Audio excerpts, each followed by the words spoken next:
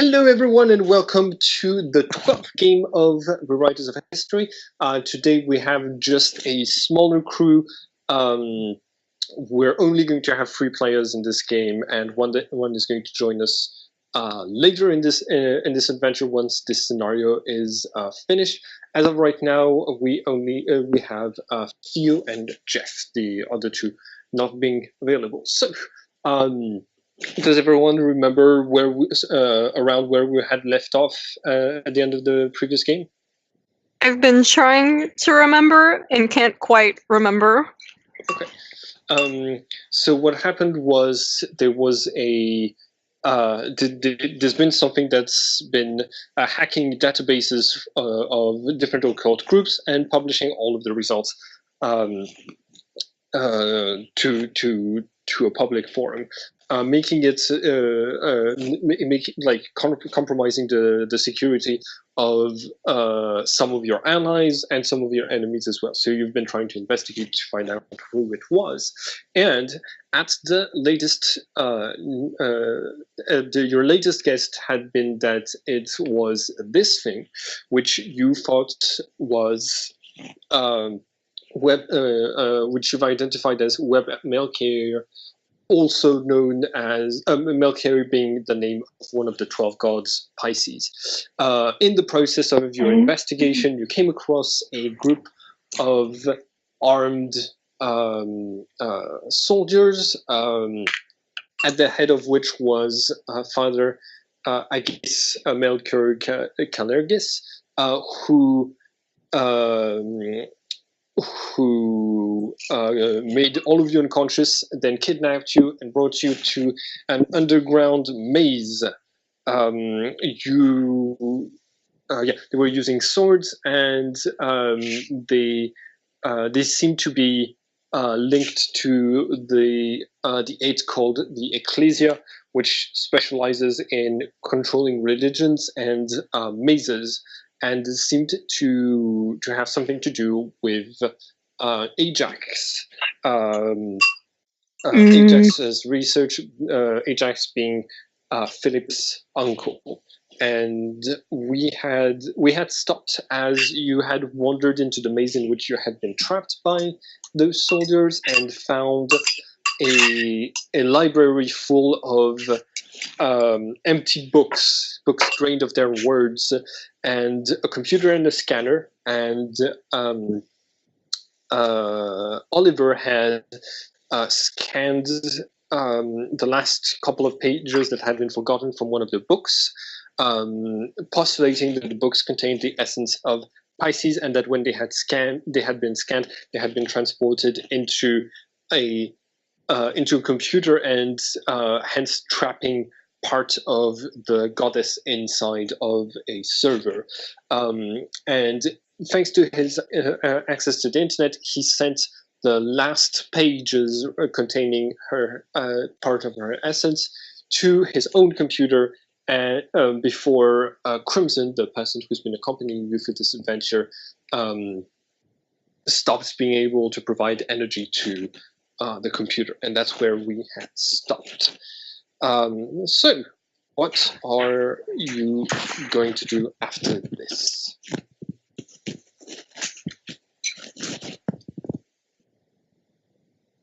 I think we got to figure out how to get out of here, right? You had been trying to wander the maze, and it had taken you some effort to get to this room by repeating the pattern that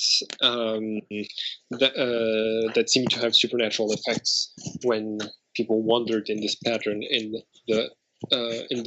mazes.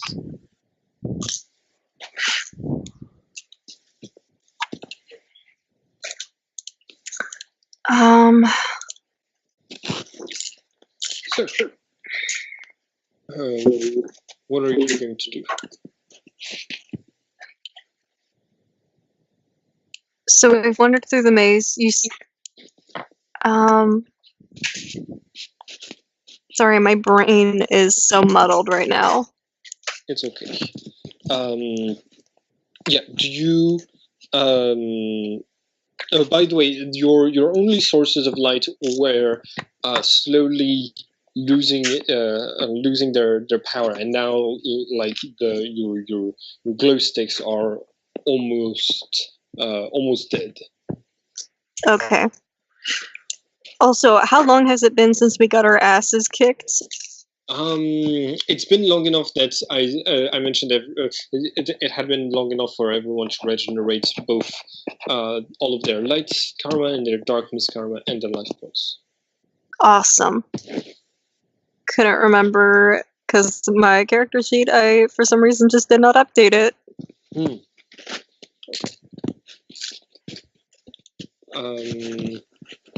So yeah, with the last of your night slowly fading away, how are you going to try to find a way out of this maze?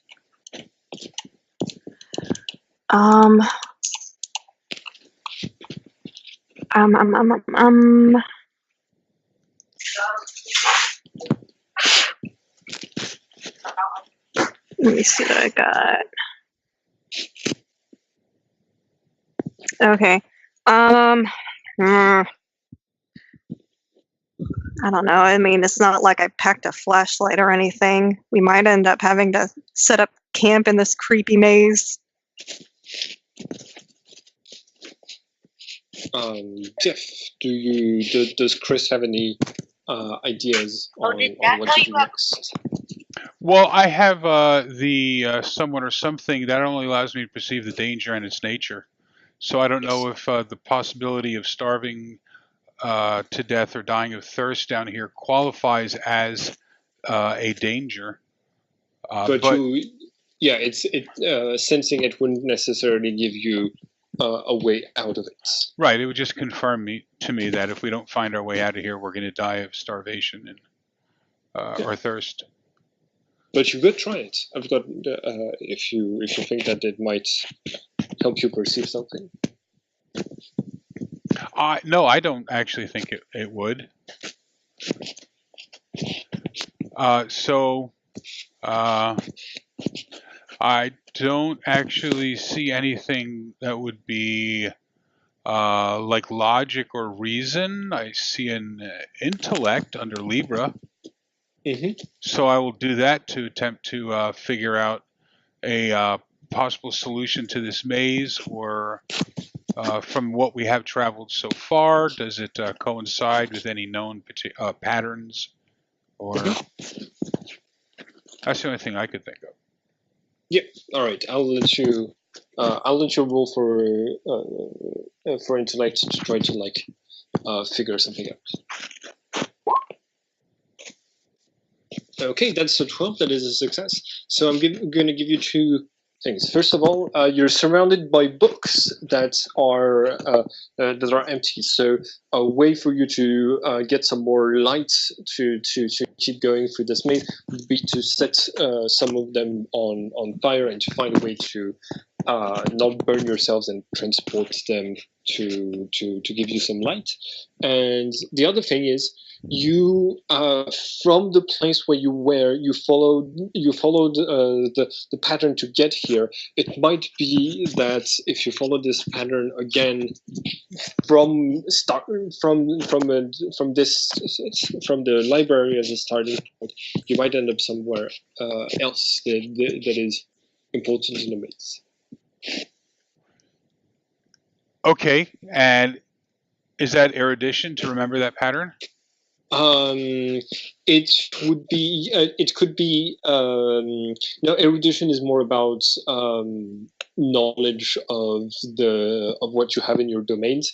So it would be intellect to remember it, or survival as feel rolled to be able to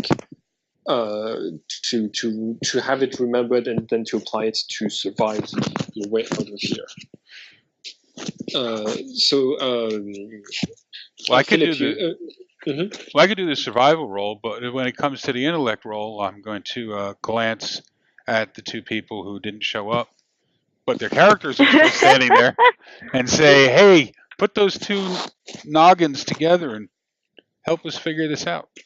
There's only one roll that's needed. You only need to roll either intellect or survival. So 17? All right, yeah. Okay, so you take different pages of the books. One of you still has a lighter on you, and you're going to light one page at a time to give you enough visibility to move around, and you do find your way. After some time wandering through the maze, it takes you a long time trying to follow this pattern. You start to hear chanting. It sounds a bit like a Gregorian chant. It's mainly deep voices, and it's a very calm and soothing and somewhat religious sound that is reverberating around you. What do you do? It seems to be coming in the direction in which you're heading. I look at Theo and check and see, or I look at Philip and make sure Philip seems to know that, or seems to be hearing that as well. Philip will nod. I'll try and approach stealthily. All right. Yeah. In which case, I think the two of you are going to be the two that are going to try to scout ahead. So both of you are going to roll for stealth, please. It's under Scorpio, middle column towards the bottom. Pull it up. Nice. Chris, you're balanced, so you can take the 21. Yeah. Okay. Ooh. So Not too hot. Yeah, I was going to mention I should give you a +3 because you're in the darkness and everything. But even with a +3, that is a failure. So you start to move through the darkness using as little fire as possible to try to light your way. And you both you both reach a corridor where you're able to see there's a line of 7 people, all wearing sort of like monks' leather tunics, and you're having a hard time perceiving them because they're all carrying a candle to light their way, but because of the darkness, it's hard to perceive them using just your eyes.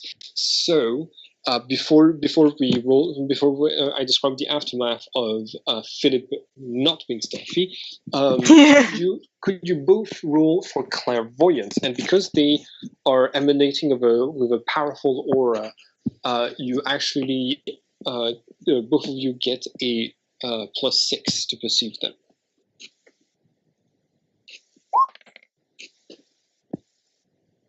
Nice. Dear God, I even have a pretty decent clairvoyance. Did you add the 6 modifier? No. Oh no. No. Huh. So that's a 12. That is a success. Yeah. 26. Yeah. Did you wait? Did you? Oh, roll sorry, I plus? rolled again. Oh, okay. It's fine. All right. So both of you, you perceive this strange, powerful aura around them. It's composed of two things that are not karma. First of all, they all have the aura of Taurus around them. So that seems to manifest as a sort of a greenish bark-like protection around their bodies, and they also seem to be emanating with this strange glow, somewhat similar to karma, but it's not karma. It's not. It doesn't. it seems that they are powered by different energy, and you're able to distinguish the silhouettes perfectly, despite the fact that the candles they're carrying only light part of them. And they're heading in the same direction as you, and they're all entering like the same room, which is at the end of the pattern that you are following. And as you get closer, I think Philip is going to do something that attracts your attention. Philip, what are you doing that's to represent your failed step? Oh god. Probably just like straight up tripping and accidentally letting out an oh shit. All right. So they their chants stop at that, and soon after there is a you can see that there is a neon white light coming from inside of the room that they entered. And I'm gonna put your tokens here so that you can both see where your characters are. But you have been spotted.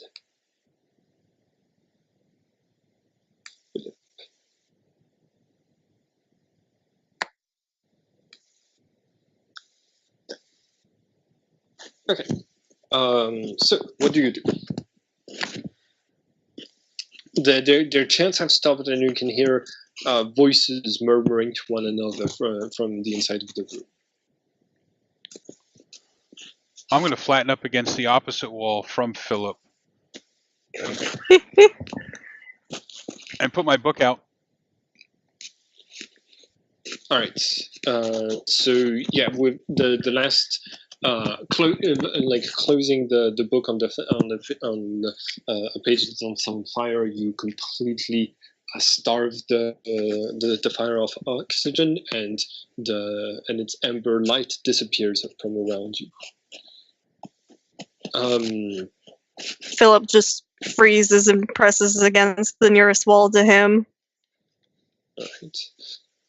You hear the voice of Agus that you've heard that you've previously heard, saying, "We know you're here. Come forward, my children, and speak with us. You have much to tell us."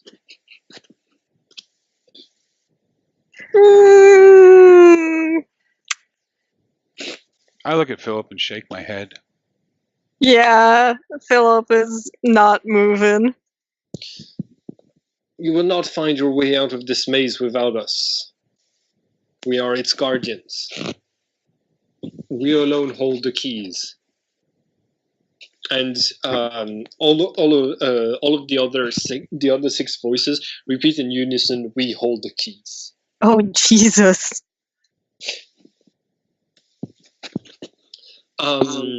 Based on where I put your character, Chris, from the these two things here are two lights that are illuminating the room, and you're able to see this thing which looks like a power generator to the humming to the side of the room, powering the lights.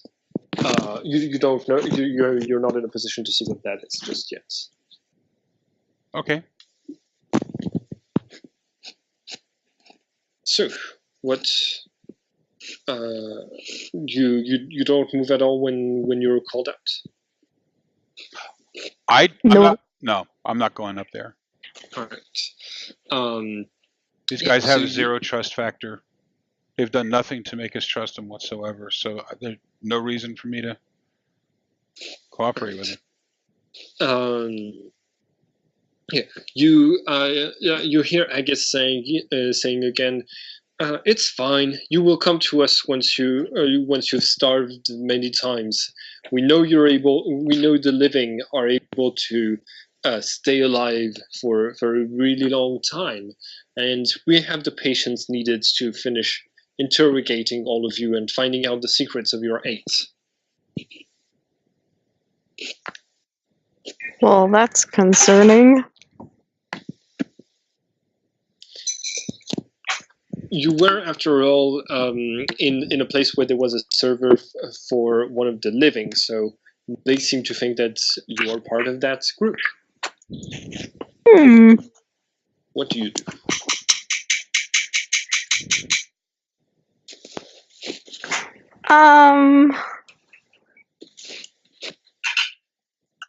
Oh God. I'm gonna look at Chris and kind of nod my head down the hall and, in a questioning way of like, should we just start walking back and hope they don't follow? I just shrug my shoulders. I think you hear the footsteps of Crimson, who let you, walk ahead. Oh no. Scouting, but he's now making his way to where you're at and asking what's happening. Philip just puts his finger over his lips and nods towards the room in a way to show like just their shit going down. Like he nods and stoops low to the ground, observing the situation. And basically, the Gregorian chants start again, coming from inside of the room that has some light, and they. It seems to be a prayer, and now that you're close enough, it's a weird prayer dedicated to someone called Asterios. Hmm.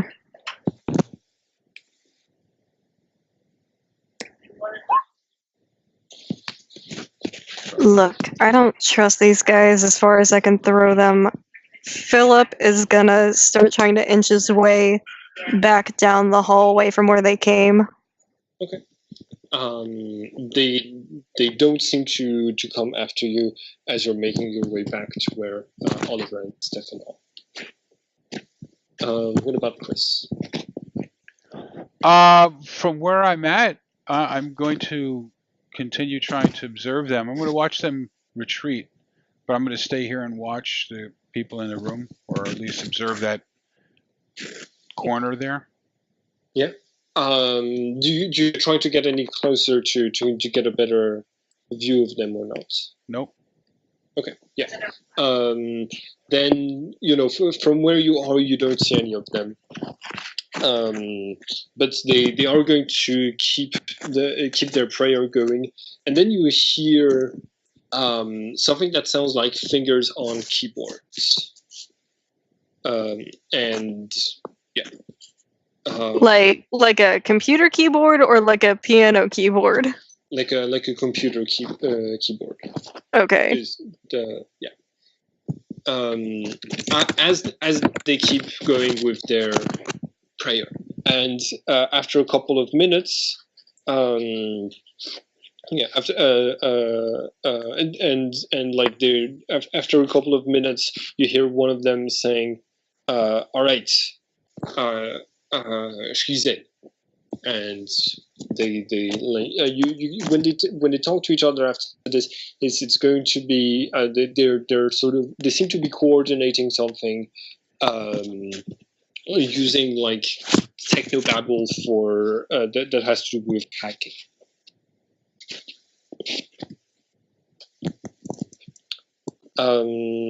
Yeah, Philip, you've reached back to where Stefan and Oliver are.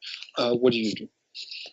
I first relay what happened to them, so they're all caught up in the loop, and I turn around and I see that Chris is still there, and I give a look of what the hell. All right. By the way, I don't know if I don't remember exactly how this happened, but I think. Okay, so I think I mentioned Father Agus saying that Ajax, your uncle, had given him trouble, but I don't remember who I mentioned this to, and if they made you aware, Philip. the last game. Yeah, I have no idea. I have the worst memory, unfortunately. I'm. I thought they said it when they burst into the room where we were waiting for him. Okay, if that's the case, then yes, you're aware that this Father Aegis might have something to do with your uncle's death. Right. So next to Chris, Crimson asks, "Sir, sure, they seem to want to let us starve in here. Unfortunately, with our karma, we can survive that, but it's not going to feel very great. What should we do?" There's no way in or out of that room? Hmm? There's no way in or out of that room? Means they're going to come back this way. An ambush, then? Yeah. All right. There's 7 of them, though. Oh, I didn't mention it, but you saw that you could see that they had swords along their sides. I'm sorry, I just remembered that. Okay, so I'm going to draw real quick what the corridor looks like, so that you have an idea of how you could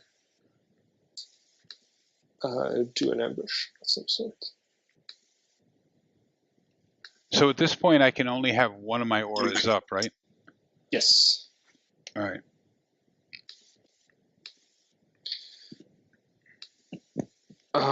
So which one do you have up? Because since you walked the pattern through the maze, you would have been able to cast the Taurus aura for free if you wanted to.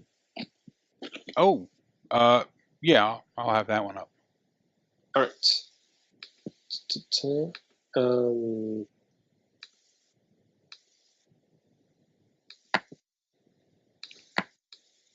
Okay, do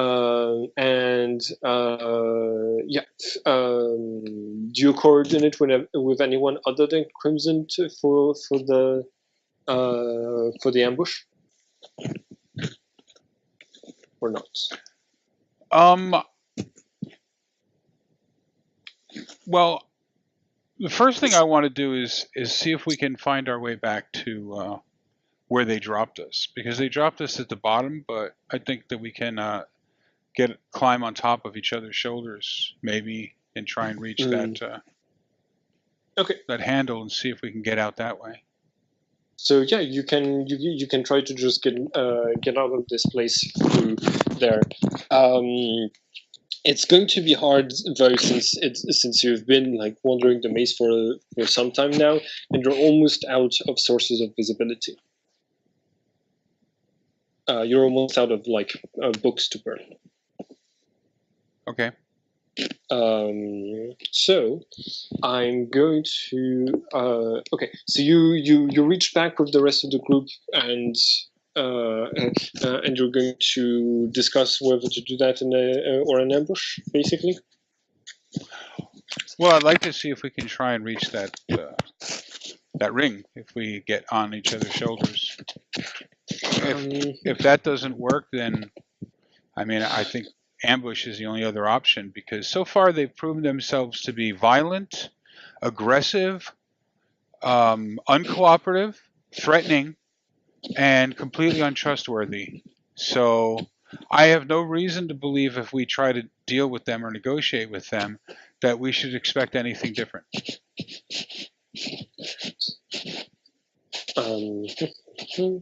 So if you try to make your way back to where you started from, it's going to be a survival check at -3 to represent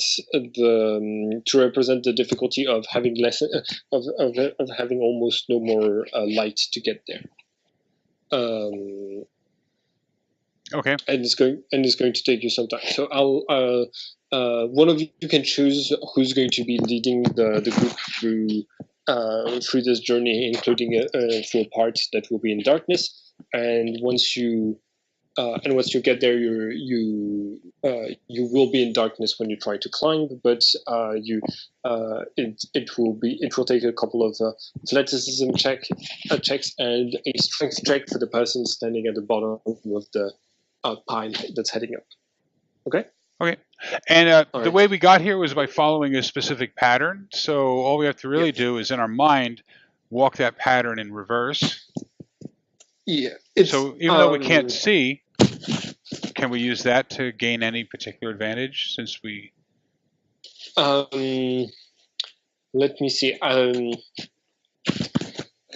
I think that's what I was like letting you do with the survival check, because it's a complicated pattern, and that's where the difficulty comes from. It's being able to like remember which turns to take and stuff like this. Gotcha. But if you do succeed in intellect check to find your to remember the pattern, I will cancel the -3 to your survival check to make it there.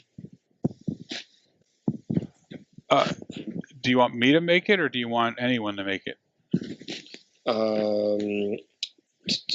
I think it's going to be either you or Philip to make it a bit simpler. Since you have been the two to guide the group successfully through the maze so far. You, because you have an affinity for Taurus, and Philip, because Philip studied his uncle's work. Okay. So I'll let you. Both of you can roll erudition. Erudition or intellect? Sorry, intellect. Get them confused sometimes. Let me pull it up. That's a straight roll. I didn't know. -3, so that would be 7. No, it wasn't a modifier to the intellect check. But so no modifier, just a straight roll? Yeah, just a straight roll. Yeah. So, do you take the light dice or the darkness dice? I'll take the light dice. So, who's going to lead you both through the maze, rolling for survival at -3?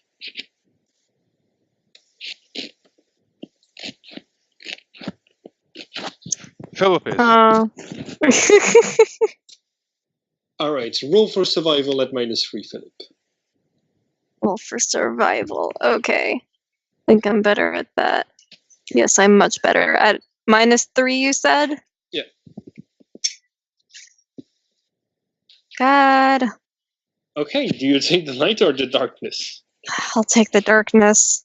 Okay, you take one more death to the darkness, but you find your way all the way to this trapdoor, and by like holding out even when you cease to have any light, by holding up your arm against the ceiling, you're able to feel when the place where the pit is.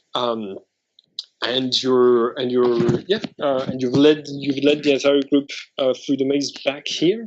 Now it's just now it's going to take some athleticism and strength to get you up there. So who's going to be at the base of carrying one or two other people to reach the top?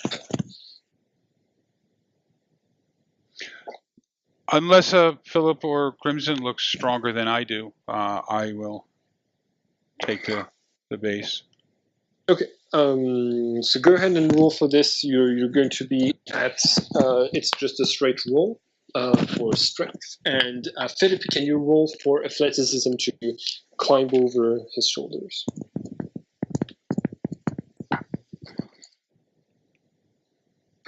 Okay. So yeah, you climb over one another, and Crimson is going to climb on top of both of you, reaches the trapdoor, and manages to heave himself to push it open and heave himself out of there. There seems to be light in the room at which he has arrived, and he drops a chain down from which you're able to climb. Once, okay, so through teamwork, I'm not gonna like ask you to make rolls. It just takes you some time, and through teamwork, you're all able to make your way out of this pit. You are now in a you're now in what looks to be this sort of big computer room with like the huge screen on top of it, a bit like the NASA control room or a video game party where a lot of where there are a lot of players. What do you do? And there are a couple of exits out of here. Well, the computers, can we figure out what to do with the computers? Like, are they monitors? Are they showing what's going on in the maze at all? Or are they showing anything else? Or are they just actually like computer servers? They the ones that are opened the ones that are open and logged in seem to be basically they seem to be following they seem to have a couple of apps that have to do with what's it called 3D modeling.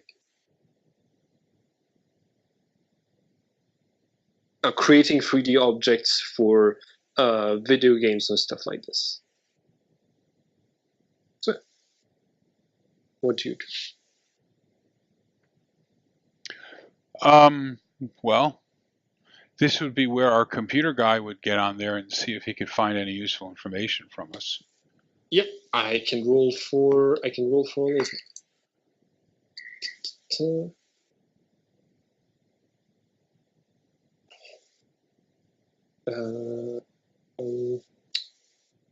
Cancer technologies. Okay.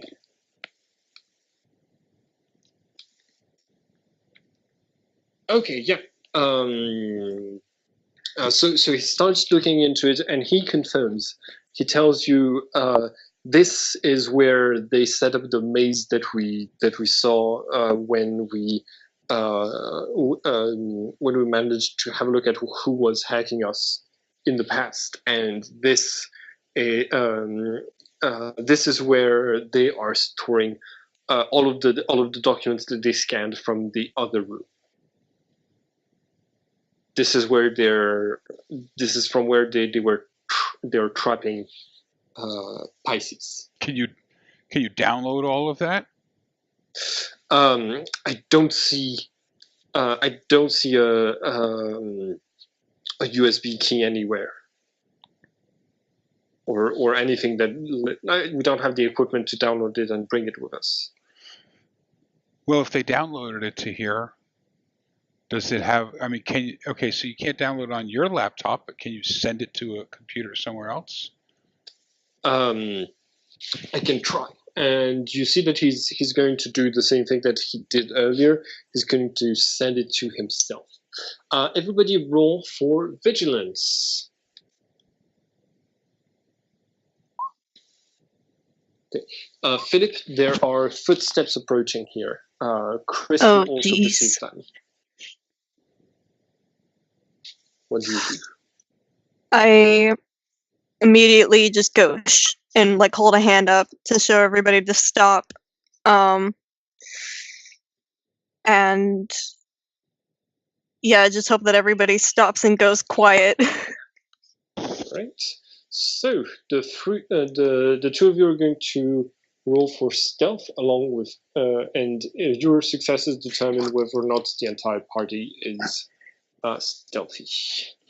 Doomed. That's a success, and that's two successes. You are able to hide behind computers, and you see I guess coming, like entering the room and settling down in front of one of the computers with two of the other people wearing monk robes, and he says, "They no, don't worry. They will crack at some point. In the meantime, we can concentrate on the other servers we found. Look, she's already done an amazing work finding so much information about the Leos." And they settle down in the room in which you're hiding, and they start working. What do you do?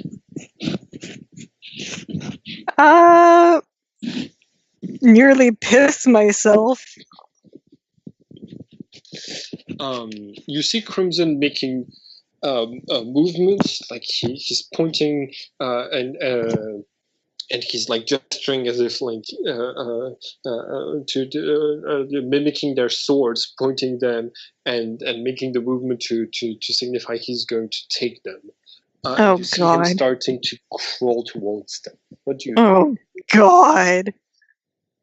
I try and show signs of disapproval before he does it, but I guess he keeps on going anyway. Oh, they have swords on them, all of them, all three. Yeah. Either of you can roll for languages to see if you can get your point across with just hand signs. Oh God! Oh no! You do not. You rolled a 1 and a 2, Theo. You're not able to. Yeah, I'm not too good with the body language. Yeah, Chris, either you're not, you're unable to communicate to Crimson to stop this. And I don't want him to stop. Huh? I don't want him to stop. Okay. Yeah. I'm giving him a thumbs up. Oh. Thumbs up, ready. All right. Well, you're also like you're not able to communicate much more than just a thumbs up. And yeah, he's going to. Okay, so I'm going to roll for his stealth now. We're going to see if it works, and it does. Wait a second. I should probably roll Aggis's vigilance.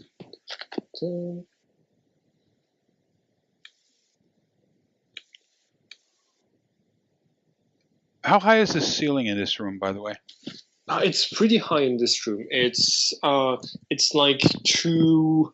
I'm not very good with meters and feet, but it's like an amphitheater. And it seems that Father Aggis notices the person creeping behind him, turns around and draws his sword, and then says, "Oh, you managed to climb your way out of the labyrinth. Well, it doesn't matter. We'll finish you. We'll finish you off and interrogate the ones that survive." The other two draw their swords, and yeah, also, I should mention, the only light in the room is coming from the computer screens. So, as Crimson gets up, he starts to run, and he's running towards one of the exits. What are your characters going to do? I'm gonna stand up and pull out my sword. You don't have your sword. They took shit. They took That's your right. equipment from you before they. I'm a fool. In the maze. Then I don't do that. I think about doing it, realize I don't have my sword, and go shit, and don't do it. Oh God. Hold on, let me. There's a verse that allows you to materialize a bow so that you never have to go around like without any weapons. Nice. Yeah, it's the Amaterasu verse. But maybe that's probably for a later time. Yeah. Yeah. So, Chris, what does Chris do? So I'm assuming that they saw him get up and run, so they're going to be chasing Crimson. So Yeah. I'm going to wait until the last one turns to go after Crimson, and then I'm going to jump on him and attempt to disarm him by kicking his sword up into the air so it skewers the ceiling out of reach of anyone. Okay. In order to disarm someone, you technically in this game have to first grab them and then disarm them. So I'm going to ask you to make two rolls of brawl, each at -3, and each one that you succeed, if you succeed both, you get the sword. If you succeed one, you just grapple. And yeah, we'll see about this. So the first roll, he's not going to be able to defend. So all you need to do is roll higher than 12. But the second roll, he's going to be aware of you. So you roll at -3 and yes. Go ahead. And the second roll? Yeah.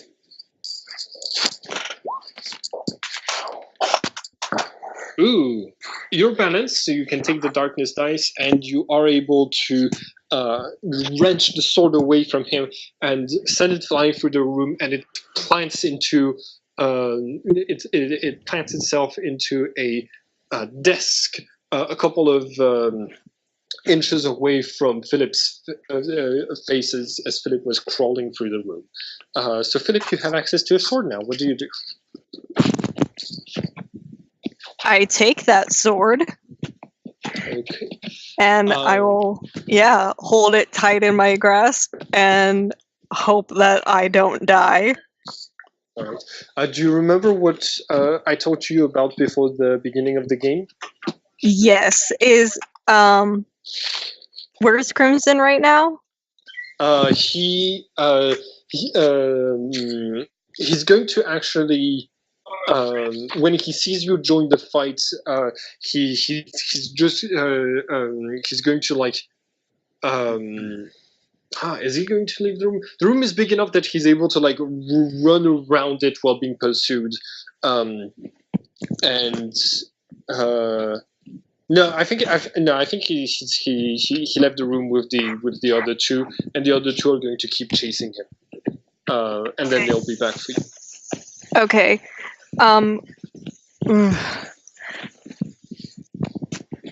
I think he has to be within my sight, so maybe I could do it before they totally leave the room. But I'll hold my hand out towards him and say, though your bravery is beyond measure, your time is not yet here. Let me bind you by my side. I will keep you safe, my friend. And cast that cool little verse to teleport him next to me. Okay. You spend 1 point of karma, and Crimson returns by your side. He seemingly shocked that to have been teleported back into the room that he just left. You were still able to see him, but yeah. Yeah. Okay. So everyone roll for reflexes. We are now in combat.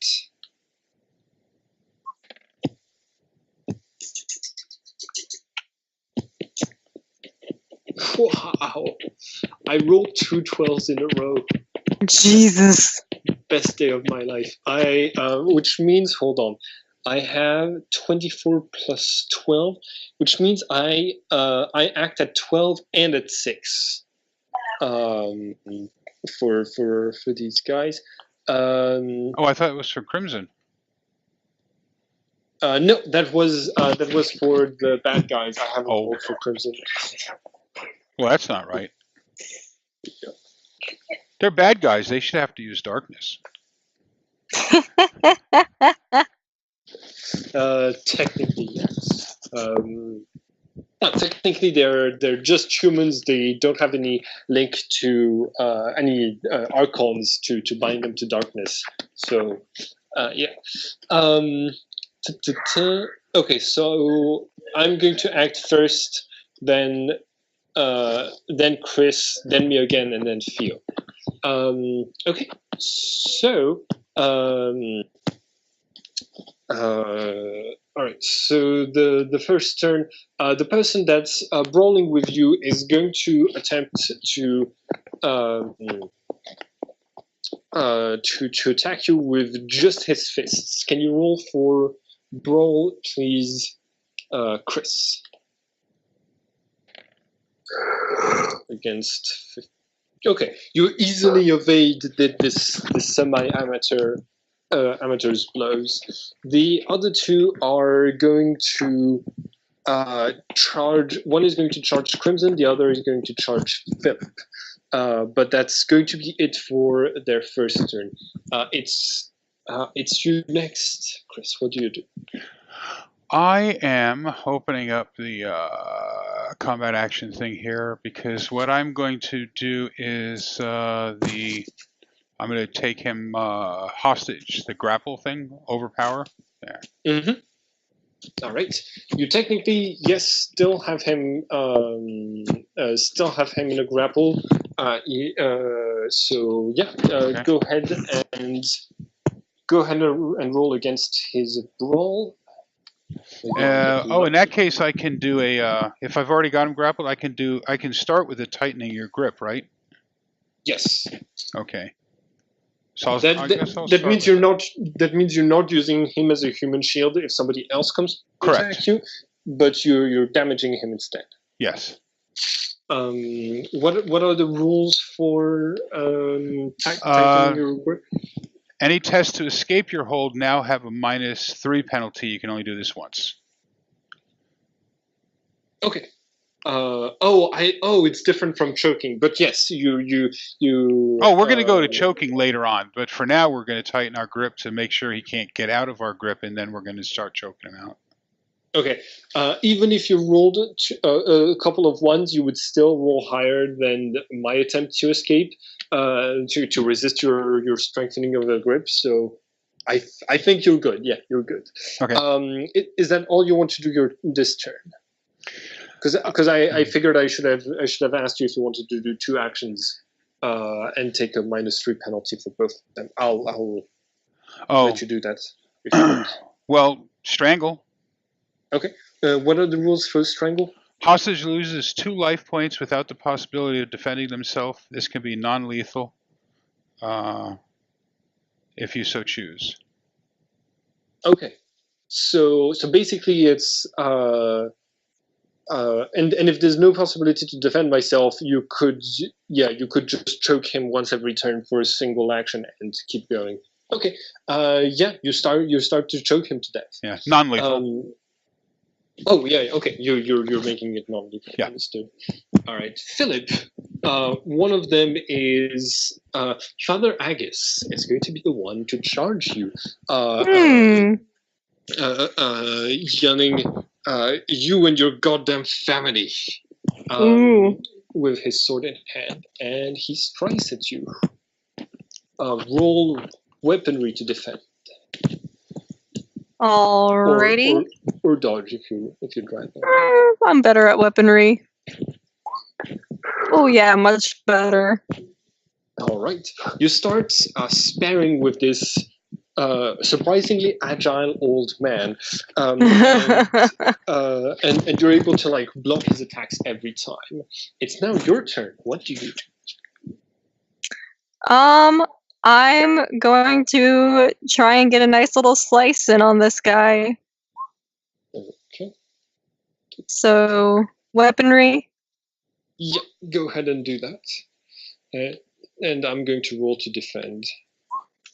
Oh, damn it. Yeah, he's able to defend against your attacks properly. Alrighty. Oh, you have the same score in weaponry. Oh shit! So don't forget, you can use primes and penalties to give you a small advantage. Well, I have the highest one possible.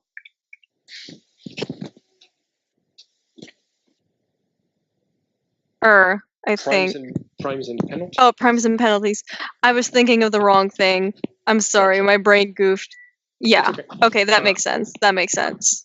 I'm talking about these things. Yeah. All right. Yeah, That's for some cool. reason my head was thinking about a specific verse that even then I was thinking of it in the wrong context. It was in the context of another person, so Hmm. Oh yeah, yeah. even in my incorrect context it was incorrect. I remember.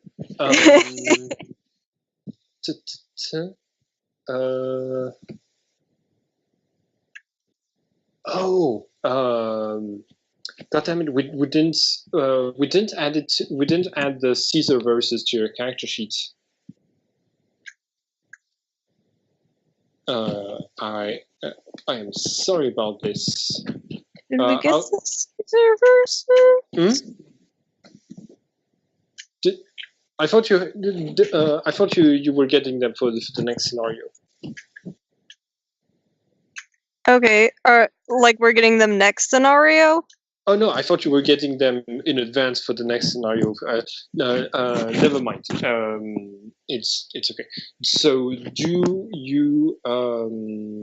New turn, new initiative.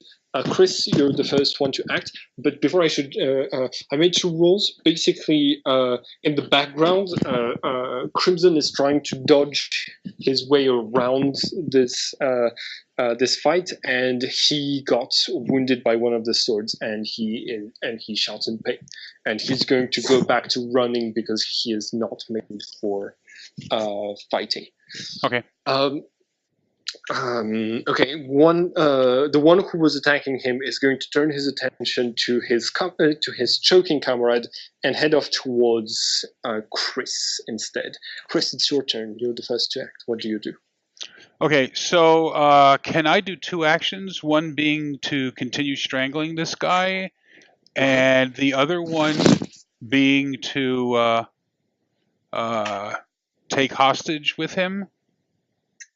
Yes. Yeah. Okay. So both of those are automatic successes. But he. I don't think. Wait. Take hostage is also an automatic success. Take hostage is a free action automatic success. Okay. All right. So yeah, you're able to like maneuver him so that he's standing like in front of you and protecting you from this other person's attacks. And the strangle is a unique action automatic success. So I'm guessing you can only do 1 unique action. Okay.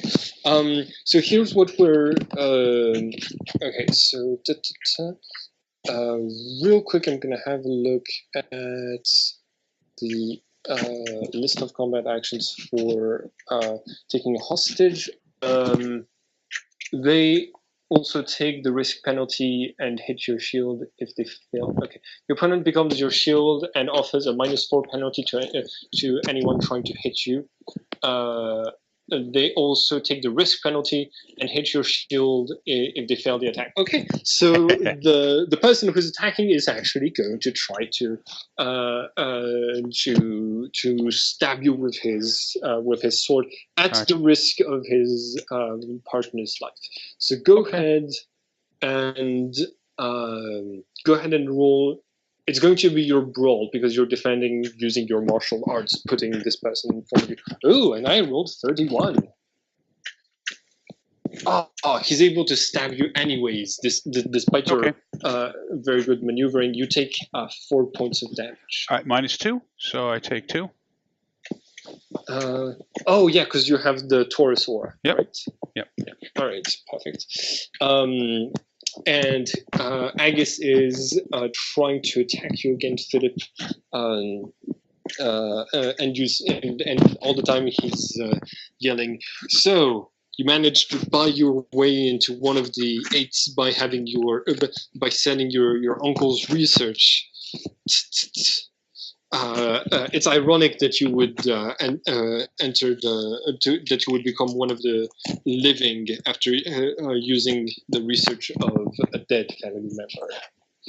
And he tries to and he lunges at you, and he does a very good attack. Roll for either weaponry or dodge. Christ. Yeah, I don't think we're gonna let you roll for your guys anymore because you're rolling too well.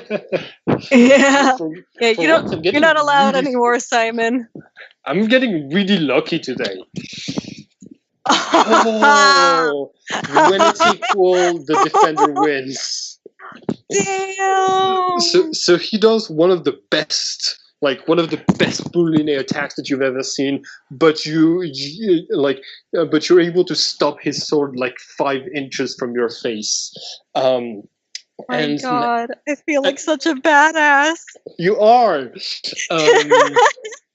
And in the background of all of this, coming from another room, you hear this sort of like explosion as if a wall is crumbling, and shouts of confusion and the sound of 2 machine guns firing. Oh no. And it's your turn, Philip. What do you do?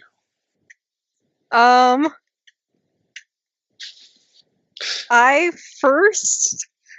Okay, let's see. Well, that's in the other room, and I still got this guy here wailing on me. So I'm gonna try and hit him again, and try and see if I can get him down because he's really coming at me rough. Okay. Do you use any crimes and penalties?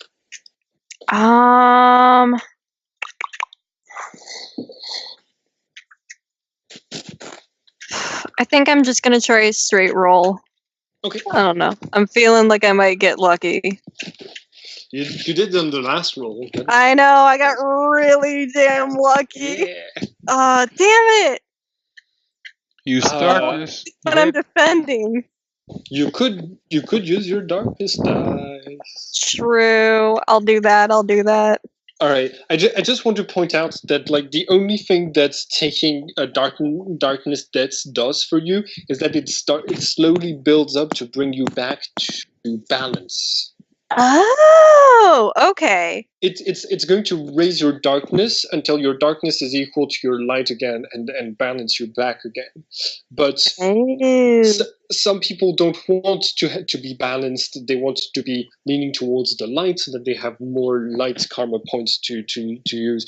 And the more you rewrite, the less darkness versus you're going to have. So the more it's useful to have a larger light pool. But it's basically that makes sense.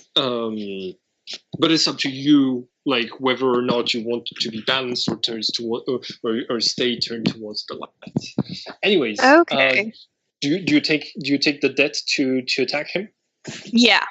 All right. You stab him in the shoulder, and he cries out in pain. But you see that he's protected by his Taurus aura, meaning that this doesn't hurt him as much as it should. Also, so you say I take debts until it matches my light. Do you mean like my No. light karma maximum? No, you're going. Okay, so on your character sheet currently you will have. Okay, you have 5 debts. You have 1 point of karma maximum with your Archon, and wait, only 3? That doesn't look right. No, it probably is. Never mind. Yeah. Oh yeah, because you have the 2 Trinity karma. So basically, 3. Okay.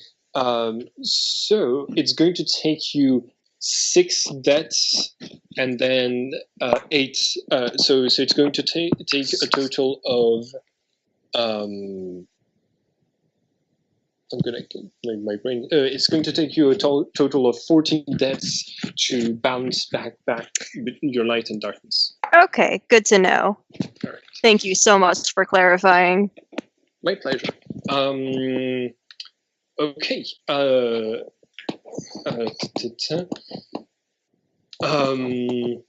Chris, what? You still have like your hostage. You're still struggling against him. All the while you're having to face off another of those religious zealots attacking you with his sword. Do you do anything other than choking and defending this turn? Possibly. I have some questions for you. So, under my darkness verse, raising his eyes, anyone crossing your gaze is transfixed in terror for 5 seconds, 1 round, cannot act, react, or perceive anything else unless directly endangered. Next 5 seconds, or second round, they have -3 to all rolls. This verse lasts for 10 seconds, provided you maintain your gaze and do not act, react, or roll. Is that against the person I'm gazing at, or to do anything at all? To do anything at all, but I would allow you an action to choke, because it's basically just maintaining what you're doing and moving as little as possible. Yeah, because what I really wanted to do was to continue strangle his buddy while I'm staring him in the face and just looking at him with that power going on as I choke his friend right in front of him and leave him there terrified to take action.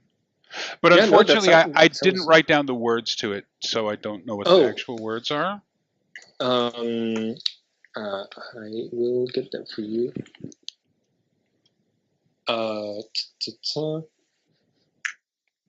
That's one of the things that it's better to copy the text as well, to have it available for you. It's a Musashi verse, right? Yes, Musashi 1.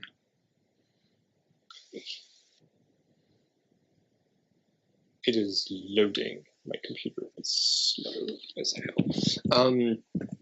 Okay. So you've now been strangling him for 3 turns. Yes. Correct? Yes. All right. So with this, the on the next turn, he is going to collapse. Now he can still try and break out, I think. Yeah. He just has -3 to his penalty. I have -3 with a skill of 4, which means I have 1 against your, I think, 18. Yes. In brawl, I'm not.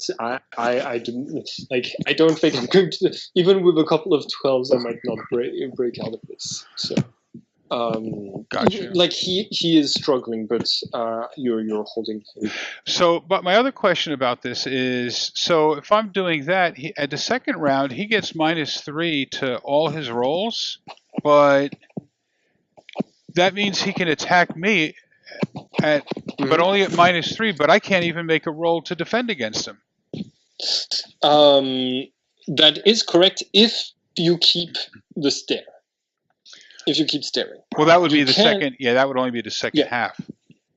Yeah, exactly. You can just stop at the second round when he starts to attack you, and hence getting a roll that he wouldn't have a -3 against. Gotcha.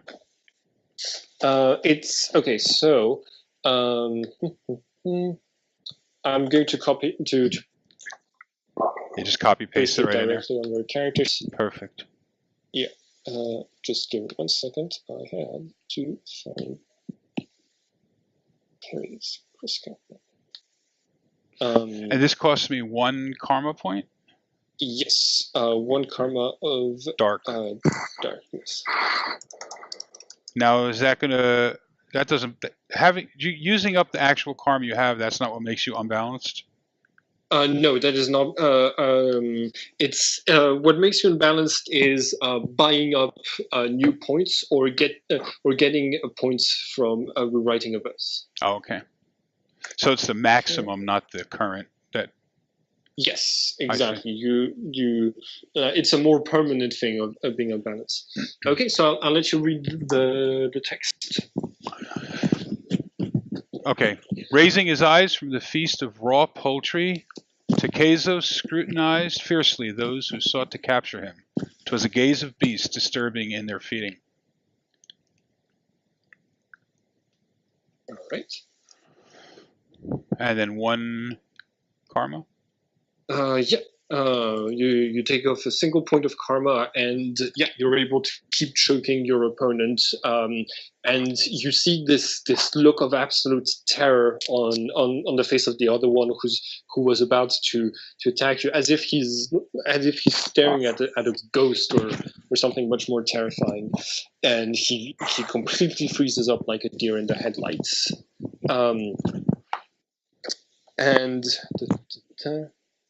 you're going to act first, which means at the next turn, the other one is going to is going to be unconscious. Wait, no, that will be 3. That will be 4. It will take. You can still use him as a human shield for the next turn before he collapses into unconsciousness. Hold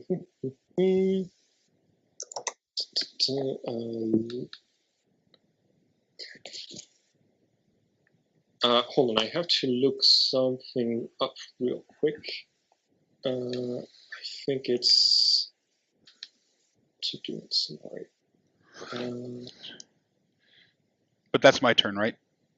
Yes, that's your turn, okay. And nobody is going to attack you. Right. I'm going to quickly run to the restroom. I'll be right back. I can still hear. Right. Gotcha.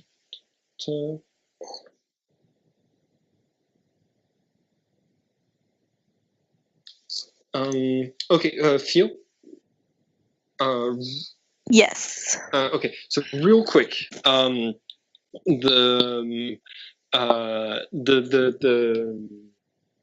thing that I mentioned before the game, it was specifically for Caesar's verses because you're going to be rewriting those verses. I thought you had in a scenario that's going to be so. I thought you already had taken those verses, bought them with your experience points, and specialized. We mentioned it would only cost 18 points, and I think you said you had 18 experience points. Let me check.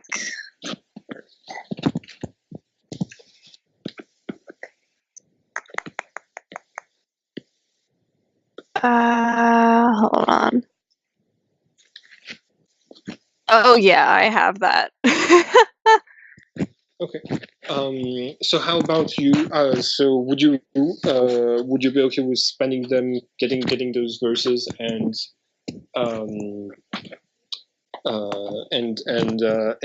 using them like I mentioned? Would that be fine with you? Sure.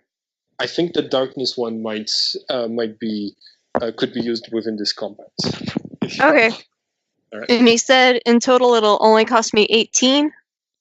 Yes, for a pair of verses that you specialize in, that's only 18. Also, Father Agus is trying to murder you again. Go ahead and roll for weapon. I'm trying to do math to figure out how much XP I have left. Oh. My brain's being super slow tonight.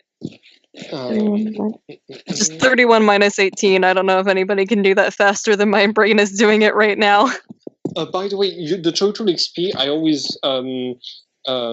always meant it as the total amount that I've given you, and the spent being the amount that you've already spent. So it's fine. You on your character that it's different on your character sheet, but that would be I think that you would have 13 points left. Okay, awesome.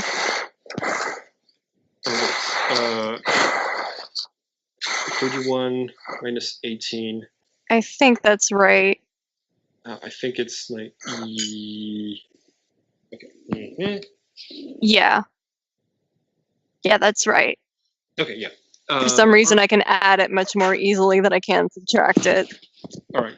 Now go ahead and roll to defend your life. What the? Alrighty. Let me.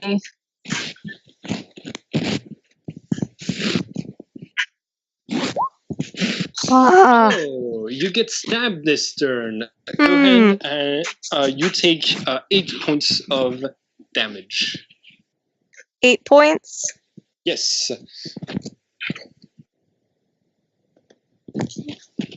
7, 8. Okay, cool. All right. And before your turn can arrive, you see something metallic that is on like trank treads makes its way into the room, and you see this sort of black looking robot, or possibly someone in a very weird armor, wielding two, what are they called? Machine guns, is going to start spraying fire onto all of the computers in the room. Oh shit! And just like exploding the screens and the towers, and also just overall doing like a sort of cover fire over everyone who's in the room. But specifically, it does not aim at you. It's just giving big penalties to all of the other characters in the room. But you like it takes you a couple of seconds to realize it, but like the robot has some very precise movement where it like shifts the gun very quickly when the barrel is going to align with you, in order to make sure that none of the attacks hit you. Philip, you've just been gravely wounded with a slash. Like across the leg, that is like showing some of the bones underneath. Oh God! Yeah, that's bad. Yeah, it's 8 points of damage. Then that would put normal humans in a coma. Yeah. Jesus. So what do you do? Let's see. And this guy's got a weapon on him? Yes. He does. The only person who's unarmed is the person that Chris has been choking the entire time. Is that Chris's what? The person that Chris has been choking this entire time is the only person who's... Yeah. Well, let's see. I've been having little luck trying to hit what's-his-face, and maybe I can get Chris to help me out, so I'll turn and I'll inflict 4 points of damage on the guy being choked by calling out the verse, "He came unarmed and they spilled his blood." Okay. So because that is reminiscent of something that happened to Caesar, Chris, what's going to happen to the person that you're choking. You're going to see stab wounds appearing in his back, as if he was being stabbed repeatedly by different knives, and he falls to the ground at your feet unconscious, barely kept alive by the Taurus aura. But which means you won't be able to use him as a human shield for the next turn, simply because he falls to the ground. Philip, do you want to do? Hold on 1 second, Philip. It's still your turn, because that was an action, but you can do one other action at -3 if you'd like. I'm just gonna try and swipe up -3. I'm gonna try. Okay. Nice.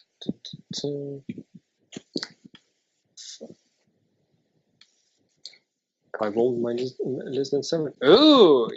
Thank God! You hit him again. I think this is the first time I've hit him. No, you've hit him the first time, the previous turn.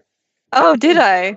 I mentioned he was slightly protected by his by the Taurus aura, but you still managed to like jam your sword into his shoulder. Oh dang! And now he retreats back from this wound. His eyes full of anger, and he's also like stunned by the robot that just arrived into the room. That is also going to shoot at him. I'm not going to roll because the person that's shooting is technically beyond the rules of this game. But yeah, he also gets hit by a couple of bullets, and and his aura is like barely keeping him conscious. Chris, it's your turn. What do you want to do? But just before this, I want to mention Oliver and Stefan are fighting are fighting another person to the side of the room. Like they're background actors fighting, you know. That fight So, will last exactly as long as ours does, right? Exactly, and it'll end yes. exactly the same way that ours does. Yeah. That's what happens when people aren't here in this game. So what I'd like to do is turn to Philip and say, "Et tu, Brute?" I'd also like to know if I need to drop this body, or can I continue holding it in a stranglehold and using it as a human shield? Technically, you can, but it's going to it's the fact that he. Okay, so technically He's dead weight now, to, so yeah, he's dead weight now. But on the other hand, he was trying to fight against you before, so it feels like it would be just as complicated to use him as a shield. But it also means the person attacking you is going to care a lot less about hurting his friend now that he seems dead, even if he isn't. Gotcha. Yeah. Do you want to do anything other than this turn, or just be on the defensive? Or do you want to maybe attack? Yeah, if it's my turn, I'm going to attempt to grapple that guy, the one in front of me, with his sword. Do you want to try to disarm him by attacking twice in this turn? Yes. Okay. Go ahead and roll twice while I roll weaponry twice. Okay, so you have to beat a 20 and a 16, and you have -2 on both rolls. -2? -3. -3? Sorry. Okay. -3. First roll. Guess I'll take the 25. You can take the darkness dice. Okay. So you're able to like grab the his hands that are holding the sword. And the next one. Hello. Wow. Okay, you rolled 2 12s and a 1, resulting in a 40. So you are able to disarm him as well. Yeah, and all right. Those that are still remaining in the room, like realize that they're in that they're starting to lose, and you hear Father Agus pointing to the one whose weapon you've just discarded. He says, "Slow them to allow my escape," and he launches his sword at this person. And I'm going to roll athleticism, and if I roll a 12, he's able to. No, the sword misses misses its intended target. And just like slide under one of the desks, and Agus starts to run for the exit. Philip, it's your turn. The robot is still going at it strong against the computers, all except one. It seems to have spared one of the towers. And when it's done with its spray of bullets, it drops them, and it's going to plug a sort of cable that it has hanging from its backside into the tower. And you hear Oliver just like watching the robot and just saying, "Yes, it worked." Oh. So what do you Interesting. I don't know what he did, but I just give Oliver a nod of approval.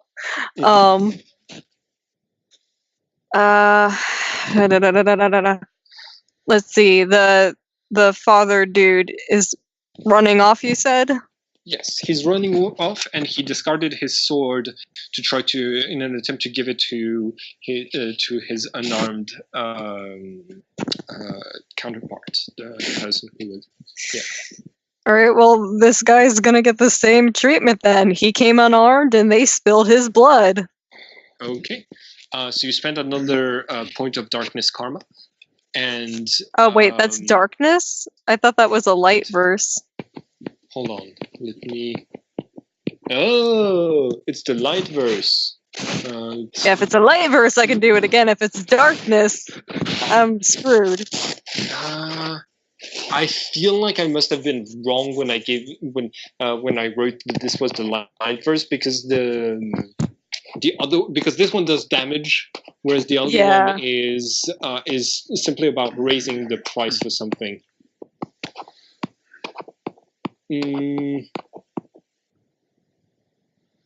Yeah, I think you're probably going to have to chase him, unfortunately. Okay, I'll do that then. I'll chase him. All right, roll athleticism against his athleticism. I rolled an 11. 13. You catch up to him, giving you the opportunity to attack him, and he's unarmed. Okay, cool. I'll do a nice big swing across his chest. Okay. Yes. And yes, you're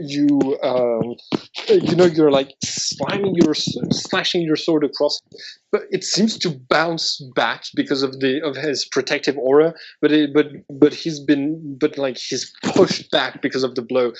He falls to the floor, raising his hands and saying, "No, wait, no, please, this isn't." Your uncle wouldn't have wanted you to be a murderer. My uncle didn't want to be murdered, and I'll sink the sword into his chest. I think you take a debt of darkness just for that. That's valid. Because I can't give them for roleplay reasons to characters when you're offered a choice like this. But yeah, you finish him off, and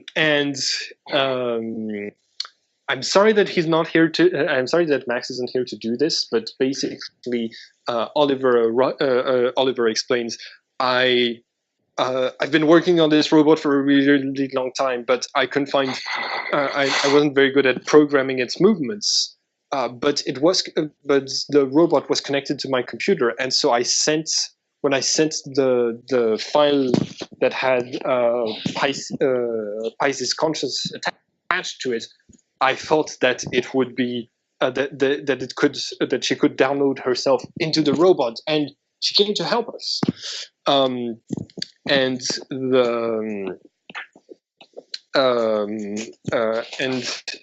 He moves towards the robot, and you can see that he tweaks something that's towards the face of the robot, and you can hear this sort of voice that seems to be made out of static, like a robot voice coming from in the inside of the robot, that says, "Thank you for helping me escape my prison." Mm-hmm. What do you do? I awkwardly nod at it. You're welcome. I think in the background, you have Chris being like, "Shh, it's gonna be fine. It's gonna be fine." And like I'm not going to make you roll to strangle a person that you clearly have way too many points for them to escape. So Chris, you finish knocking this monk unconscious. Yeah, I mean, unfortunately, because of the aura, I can't do what I would really do, which would shin kick him in the upper thigh and give him the Charlie horse of a lifetime. So he would basically just sit in the corner in a chair for like an hour. But he's protected against damage of these sorts. Okay,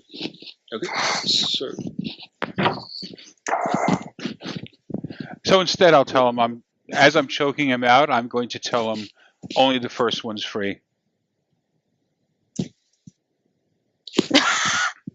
Okay, meaning that Meaning that if he tries to attack you again, you won't be as nice. Right, and he's the one I got the 40 on to disarm. So Shit. Shit. That was pretty impressive. I was just thinking, there's that aura that when you roll 12, it counts as a 24. Yeah, the So Neo aura. because it was a 12 followed by a 12, would they both be 24, which should make that a 48, and then add my bonus to it, so it would be 67? No, it would. Oh my god! It only doubles the first 12. Oh, okay. I was going to say, that would be 67. But it would still have been 52 if you had your Leo aura on. Gotcha. Okay. Also, is it cool since combat's at an end if we take a quick bathroom break? Yeah, absolutely. Cool. And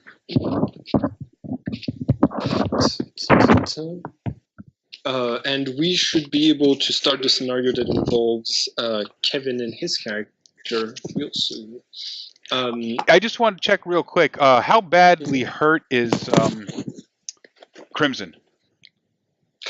He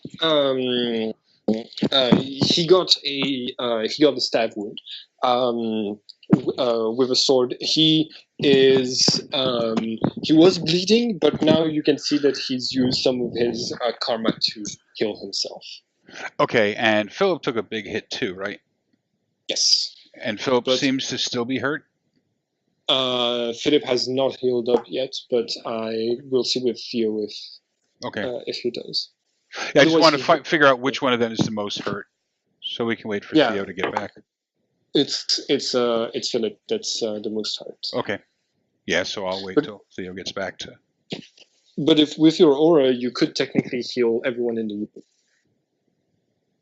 If that's what you're thinking of doing. Oh, that's true. I could extend that out to use the breath.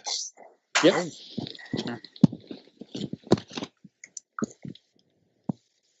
The guy that Philip finished off by doing the Brutus, the Caesar thing, is that guy in danger of dying, or is he just out?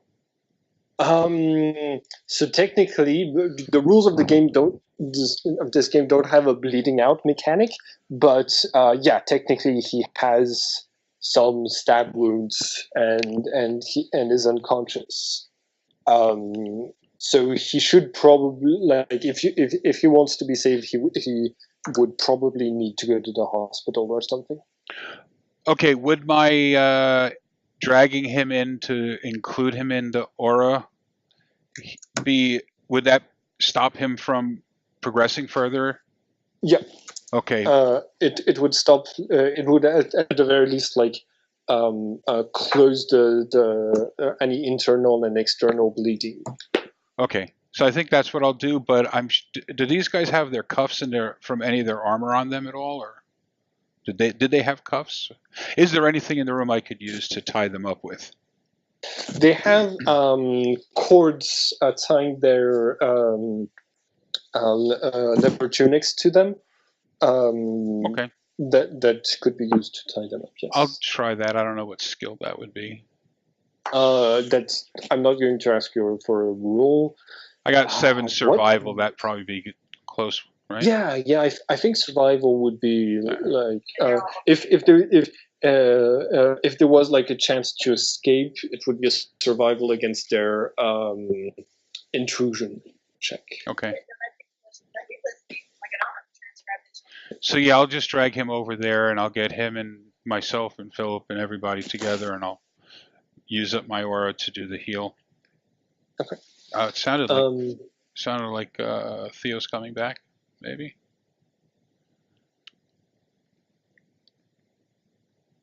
We shall see.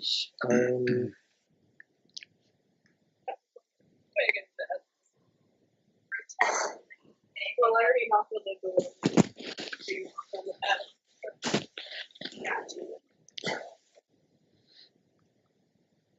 It's been. Okay, I'm back. All right. So, as your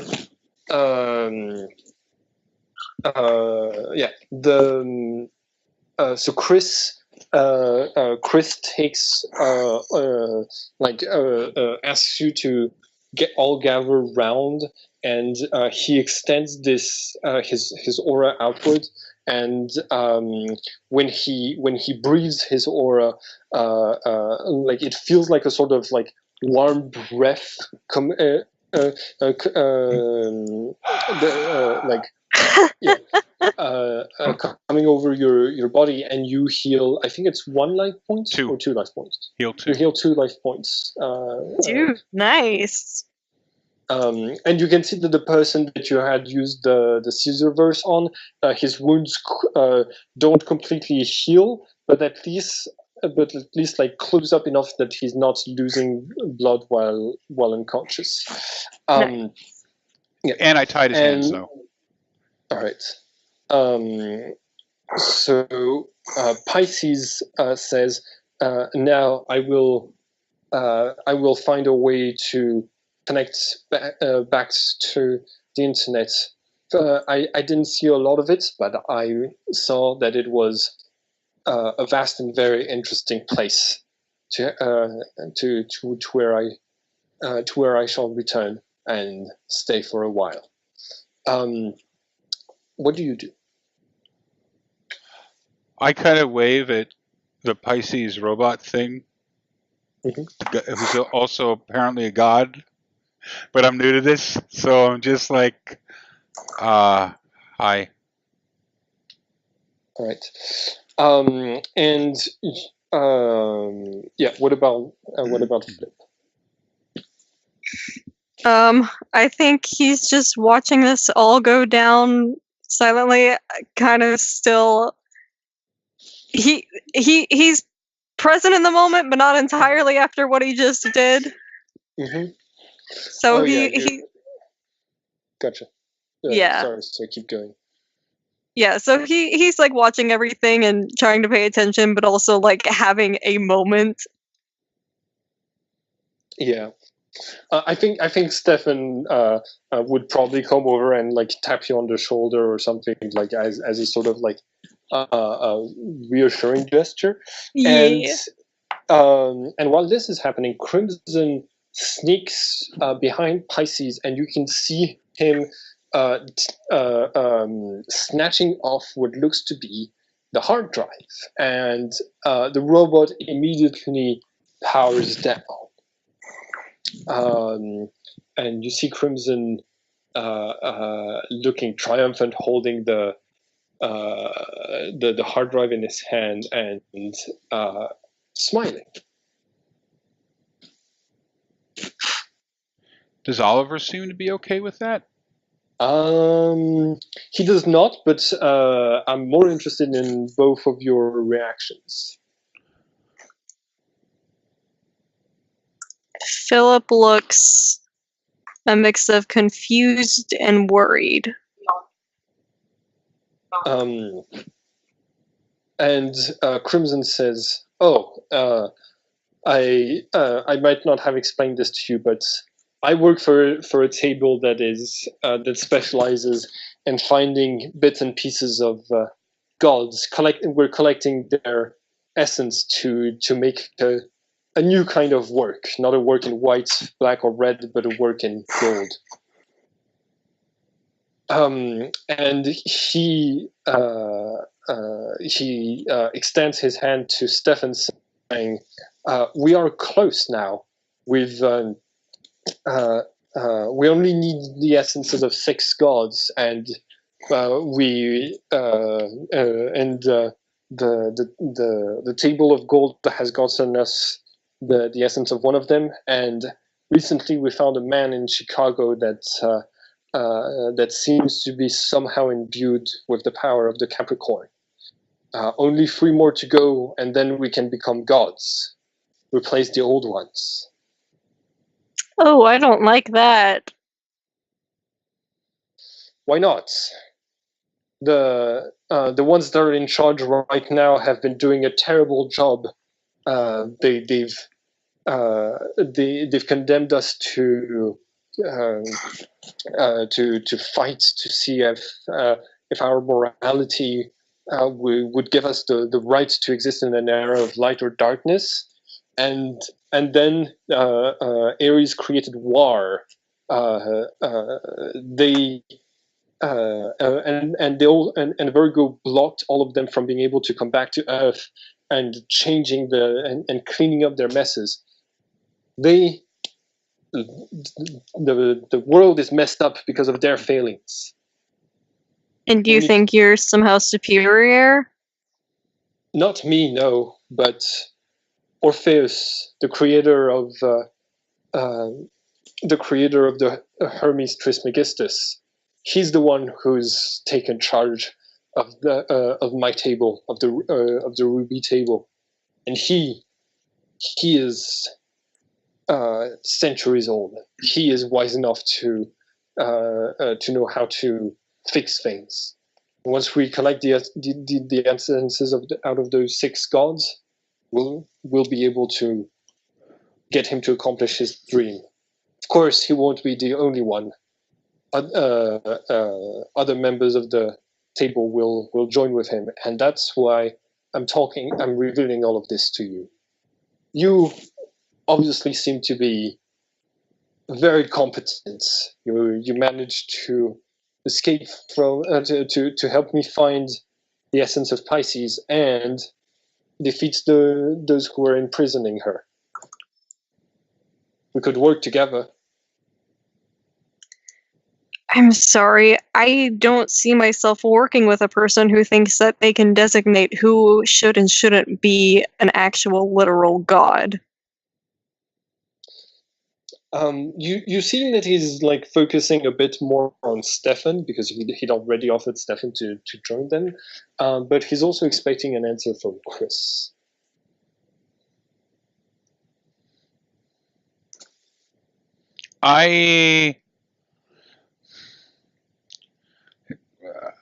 I look at the NPC whose player isn't here because you know he's not present in the room right now. Yeah, I tell Crimson, listen, this is like my day 2 in all this. So the idea of maybe being a god and all that stuff, like that's I'm interested. That's all I can really tell you at this point in time. I mean, I'm not opposed or against it. You're not as iffy as you were the first time I met you when you pointed a gun at me, but you're growing on me. So maybe we can have this conversation tomorrow. Like, all right, but I thought I should tell you something to convince you. You might not know a lot about the secret history, but at the very beginning, the gods made a bet. They made a bet to see if humans were creatures of light or darkness, and they attached the archons and divas to us, so that they would record our our every move. But something that the others might not have told you is the fact that to motivate the archons and the divas, they were told that if the light won, the divas would inherit the world, and if the darkness won, the archons would too. At the beginning of this year. This year has already started, and they should have been able to take control. The gods just haven't pushed the apocalypse button yet. We don't know why. But at any point, the darkness could be winning because of the way the night sky is. You know what that means for the archon that's attached to you to inherit the world? It means that anyone who has an archon attached to them, well, they would lose control of their bodies. That's what is going to happen to us if we don't replace the gods. Are you guys telling me this now? The others, they might not have been aware of this, but if they had talked with their archons and the divas long enough, they might have realized it. So, how can they be gods if they didn't know whether mankind was good or evil? They created us, but apparently we were the only creatures that took the combined efforts of all 12 of them, which is why we can have auras from all of the different signs, whereas other animals are limited to only a couple of signs and to only a couple of signs. We were the creation that was the most intricate, the most complicated one, and the two of the gods who helped create us, the Gemini, argued on whether or not we were creatures of light and darkness. And currently, the night sky, despite the efforts of some low-life neo-Hermes who are trying to rewrite it, well, the night sky is full of darkness, which means the Archons will win.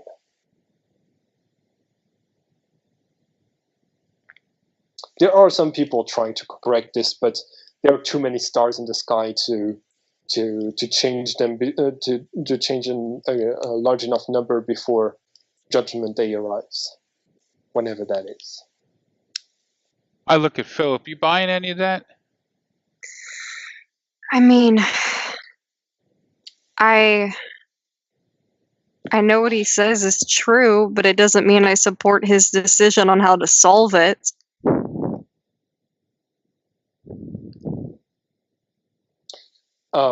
You see, Oliver is probably going to argue that Pisces should be allowed to go free, or at least the piece of Pisces that's inside of the hard drive. Abso-fucking-lutely. Okay, there's your answer. Put it back. He starts to run away from Attack. All right. If you're running away from him, if you're running after him, roll for athleticism.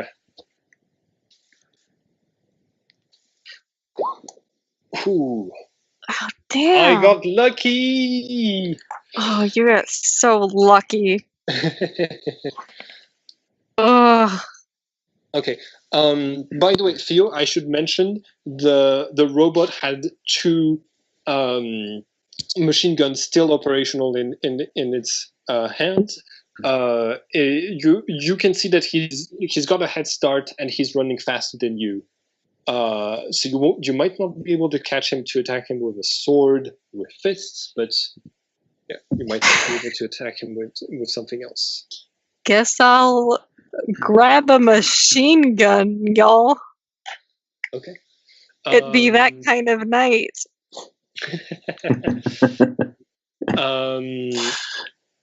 Okay, let me have a look real quick at how much damage machine guns do.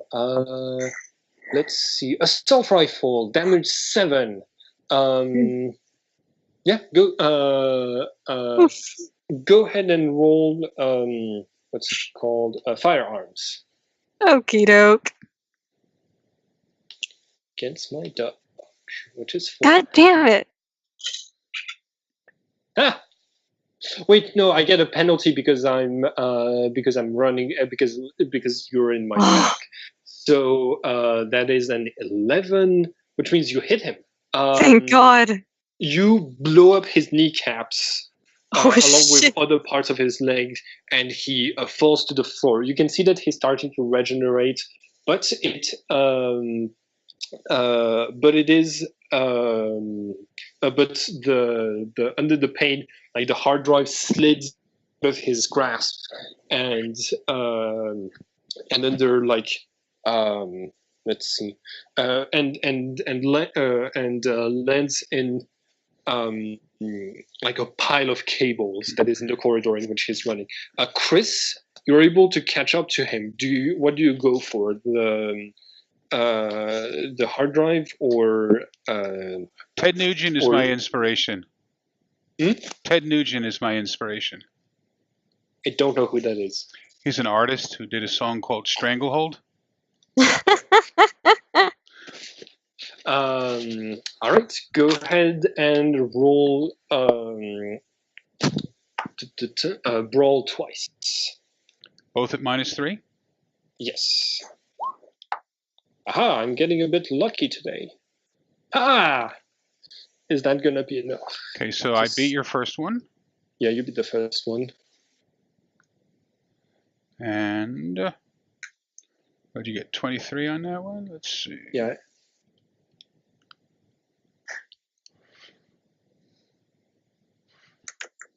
Oh, well, it's, yeah, I mean, it's just, well. Okay. When it's equal, the defender wins. So you're not able to start choking him, but you have like grabbed him. He is. Does going he have to any try- penalties because he's been shot and had his things blown out and? Technically, yeah. He. Hold on. Yeah, he only took 7 damage after he'd healed previously. So right now he's still bruised. He doesn't have any penalties. Basically, because of the karma animating him, he is he's able to better resist pain and things like this. Okay. In his turn, he's going to take the difficulty. He's going to take efficacy and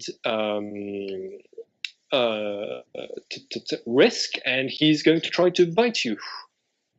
Okay. Yeah. Go ahead and roll brawl or dodge. Aha! 27.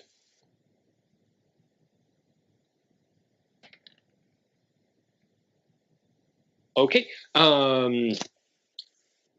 You consumed the Taurus aura in order to be able to heal the others. So you take the full 1 damage of him biting you into in your shoulder. Okay. Theo, it's your turn again. What do you do? Okay. Can I see everything that's going on? Yes. How? Let's see. And you said Chris is getting bit in the shoulder? Yeah. By Crimson. Okay. Can I run up the way and try and use my sword on Crimson so I don't accidentally shoot the wrong person? Yes. You're going to have to succeed an athleticism test at +3, which means it's actually at 0 because you do 2 actions. And if you do this, you're able to cross the distance in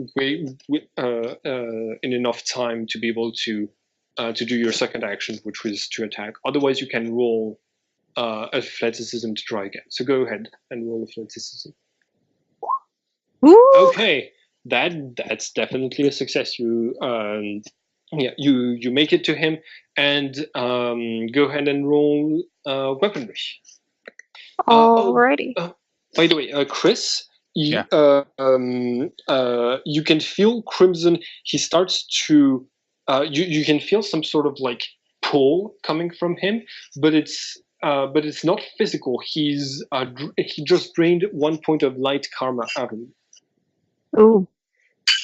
Also, because is this a second action? Should I roll at -3 or? Okay. But he doesn't get a dodge because he's been. Wow. Okay. Yeah. You. Holy shit! Okay.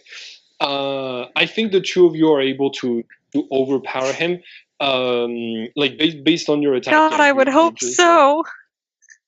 You overpower him. Do you knock him unconscious or do you kill him? I knock him unconscious. Okay. I'm not gonna kill him. All right. Before you finish like knocking him unconscious, he says, "I work for the creator of the Hermes. Stalling me is treason." And then you knock him unconscious.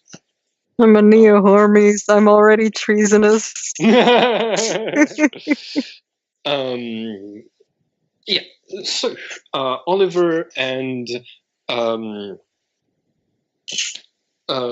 Stefan catch up to you, and they're going to ask what you guys should do about him. And also, Stefan leans down and picks up a file that was in Crimson's jacket, and opening it up, you see that it's a case file for a person called Lucius Black. Yeah. Does he have This that book picture- in his pocket too? Yes, he does Take have it. the. All right.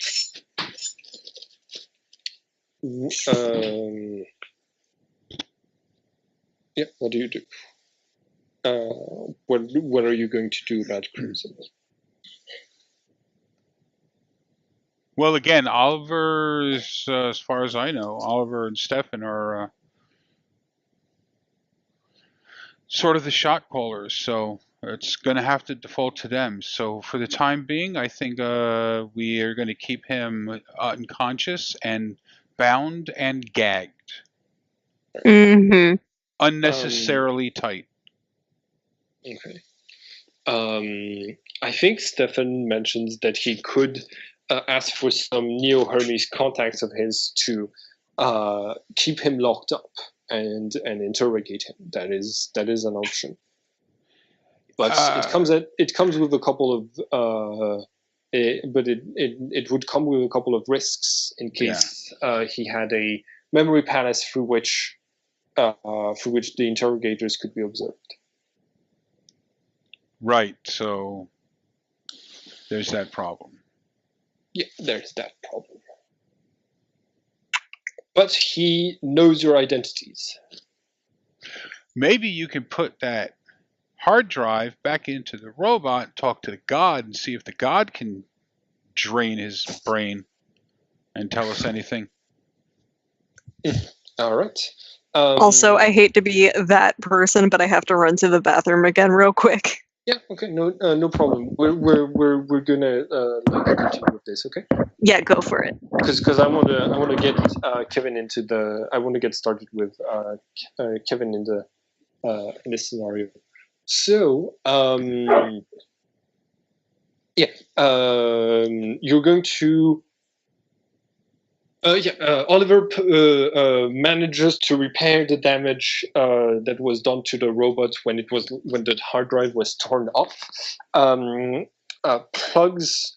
Actually, he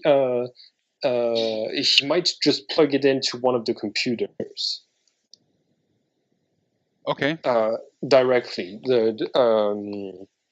And so, like you see the computer lighting up with a lot of like with a lot of like lines of text just flashing across the screen, and then it opens up on a search engine, and it looks like Google, the search engine, except that it has the logo is Web Mail Carrier, and it has a search bar. So Oliver figures, oh, maybe we can communicate with her through this. So what are you going to ask, Chris? Well, I think Crimson just became a liability, so any information that we can get out of him would be fantastic. If it's possible to get it out of him maybe without even waking him up, that'd be the best, I think. I don't know what they're capable of doing or how they could possibly do that, but if he does have memory palace or whatever, and if he is somehow people are watching through him, I mean, they've already seen this thing, so they know that we have access to Pisces, so, or Weld Milk here. So can we just forget anything useful out of this guy's head? And then I don't know what the humane solution is, but I don't think this guy should be running around. So as like you type a shortened version of this, and the answer that comes back up is, didn't he also help to free me? I feel as indebted to him as I do to you.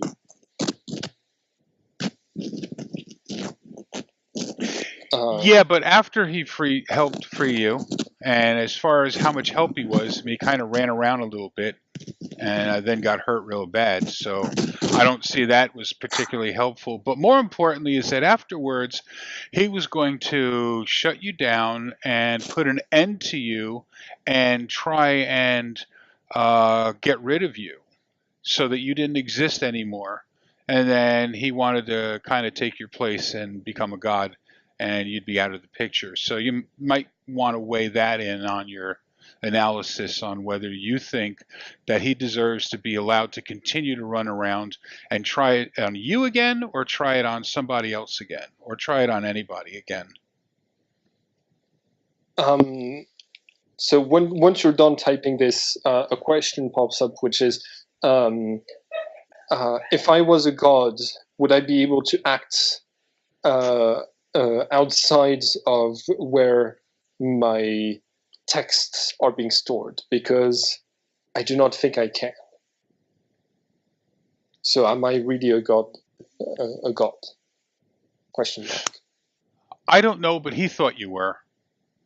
And he thought that you were a danger to existence, and he was willing to put an end to you. So whether you're God or man or anything else, what's your opinion on someone who feels that your existence needs to be snuffed out because what they want is a better option, and they're gonna seize the better option for them at the expense of your existence?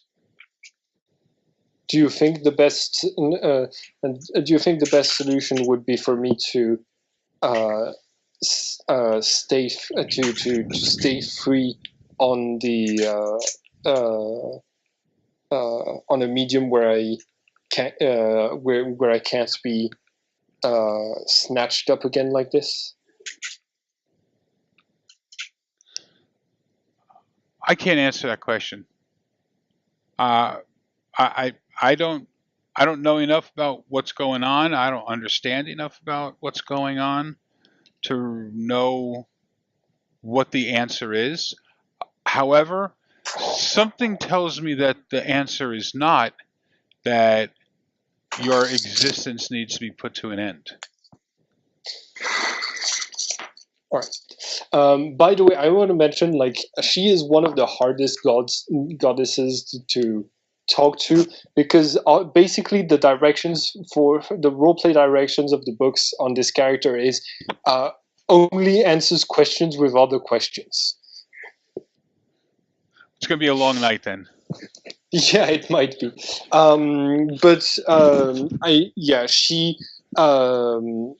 She tells you she won't be able. She's not able to use her powers outside of the internet. She feels like she's only a fraction of something bigger. And last of all, she's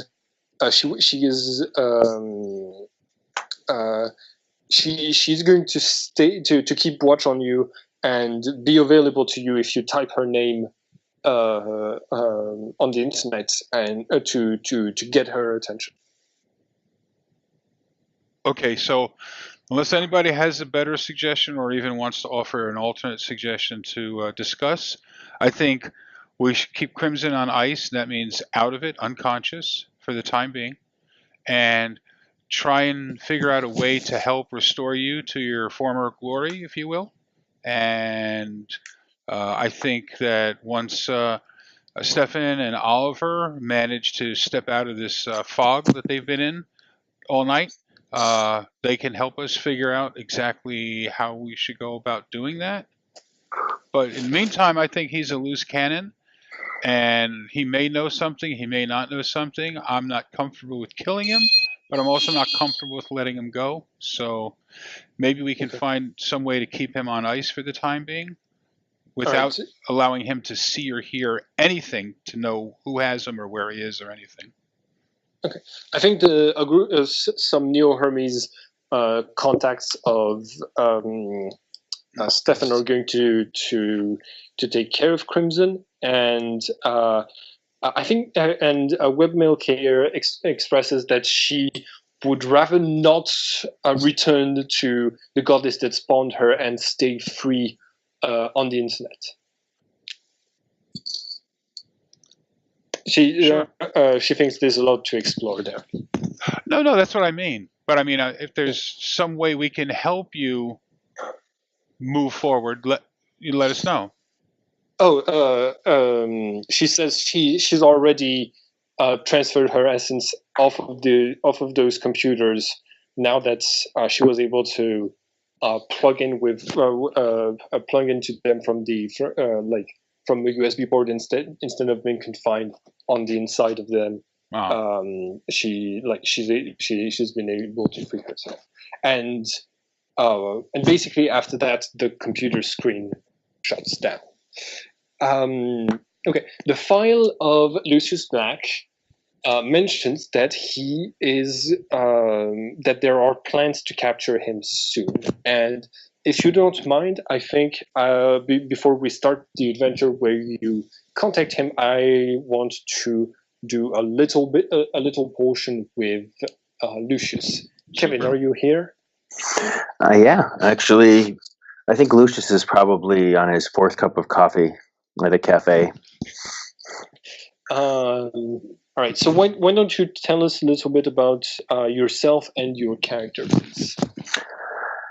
Okay, well, me personally, I'm kind of an ex-DM gamer who took a break, and I'm coming back to it as a player.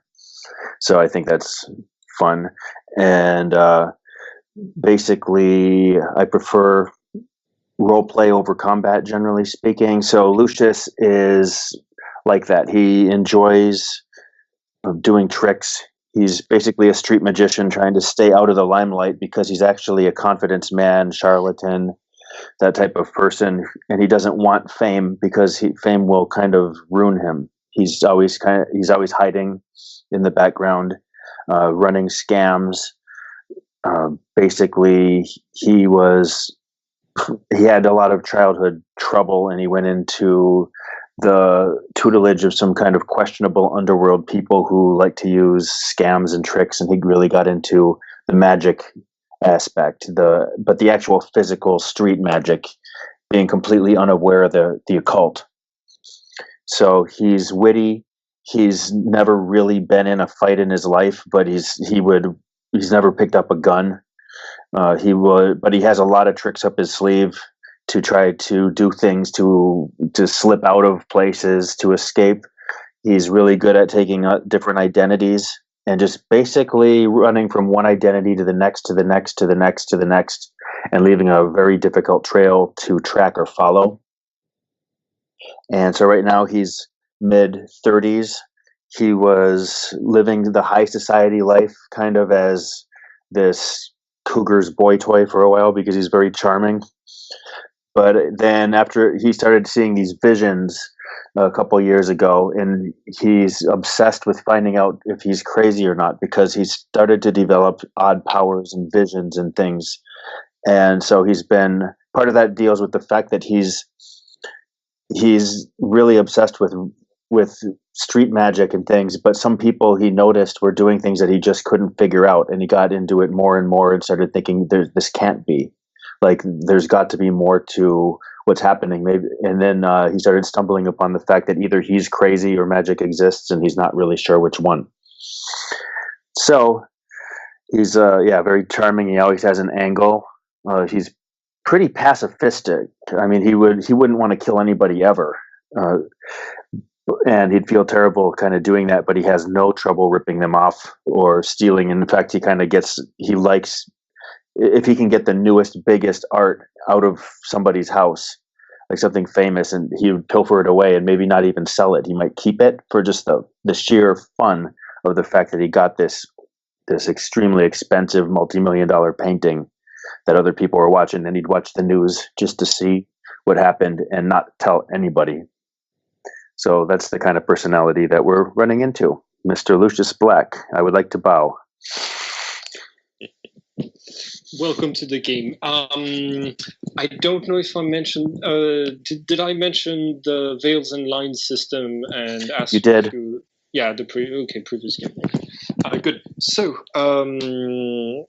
in this case, we can get started. Okay, so I've been mentioning that you have been seeing this person who's been at different shows that you've had when you were doing a bit of street magic and just generally popping up at different places that you've been going.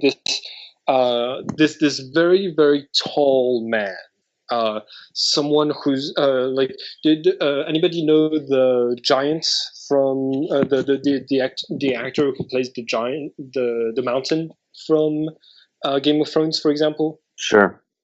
Yeah, like someone who's really, really tall, who's been trying to discreetly observe you, but you have a keen eye. You've been able to spot him a couple of times, and there he is again. What would your character be doing at around 2 p.m. when we start this adventure? When this like giant is when you spot that he's there observing you again? Well, Lucius being notorious for not wanting to be noticed, okay? Having seen this tremendously giant person come after him would be completely nonchalant about it. And he's just walking and he's going to act like he doesn't know what's going on, and he'll order some really, really coffee, and he'll actually go in and say, "Can we steam that and make that a little hotter behind the cafe?" And he wants to get it as hot literally as possible. He puts it in like 3 different cups, 3 of the paper cups for insulation, and he puts like 3 tops on it. And then he always has something in his, so he might even have, I didn't think I wrote this down, but he has a magic kit, and I put a whole bunch of things that he has in there. So he's going to be carrying that around, just nonchalantly acting if he's going to see if this big guy is following him. Yeah. And then he's going to just completely act like he doesn't know that the guy is following him at all. And then carry the coffee really close and just kind of go on with his day, and slip one of his mirrors into his sunglasses so he can watch behind his head a little bit better, because he actually does that kind of thing. Okay. And then he'll go beyond his day, and he'll find somebody, a mark, who maybe he could see if he can get a watch or a wallet as a trick. And that's the best part of being a magician, is if you can always take their watch or their wallet, but if they catch you can always give it back, plus give the watch back. So if they catch you on one, you can say, "Oh, maybe you want this back too," and then show them a card trick. And then they're not going to call the police, Nice. So he will he's probably looking for somebody usually kind of naive and gorgeous, like a young college girl or something like that, who hasn't had street magic done to her because she'll be interested in that type of thing. And he'll show that, but he's not interested in her. He's interested to see what this big guy is behind him. So he's acting like he's interested in trying to be flirtatious, but really he cares about the big guy following him. All right. I don't know if you're like playing with cards or something. I just hear the noise. It's hard to hear your voice sometimes. Oh, that wasn't me at all. Okay. I wasn't touching anything. I don't know where that sound was coming from. Okay. Then. I'm muted. Maybe it's just... And I'm muted, so it wasn't coming from me. Okay, well, same. I don't know. Maybe metaphysically the cards were materializing. You're that magical. Yeah, he really is that magical. All right. So yeah, he wants to see what this guy is doing, and meanwhile, he's going to take this really, really super hot coffee, and he's going to kind of put it within extremely easy reach, hopefully hiding it, using his body to obscure the coffee cup from the very big man who maybe or may not be following him, but he's on high alert. Okay. Can you roll first of all for vigilance for me, please? I would love to. All right, everybody. It's my first roll of the game, so wish me luck. I got a one. Woohoo. Oh, thank you very much. I appreciate that. Our good old game master. Yeah, exactly. Now, if I get a double one, then I'm not going to cry except on the inside. So where is vigilance? Ready? Yes. There we go. Did it go? Oh, difficulty, anything? 0. Just Yeah. submit. Okay. Nice. Nice. That's a good first roll. Yeah.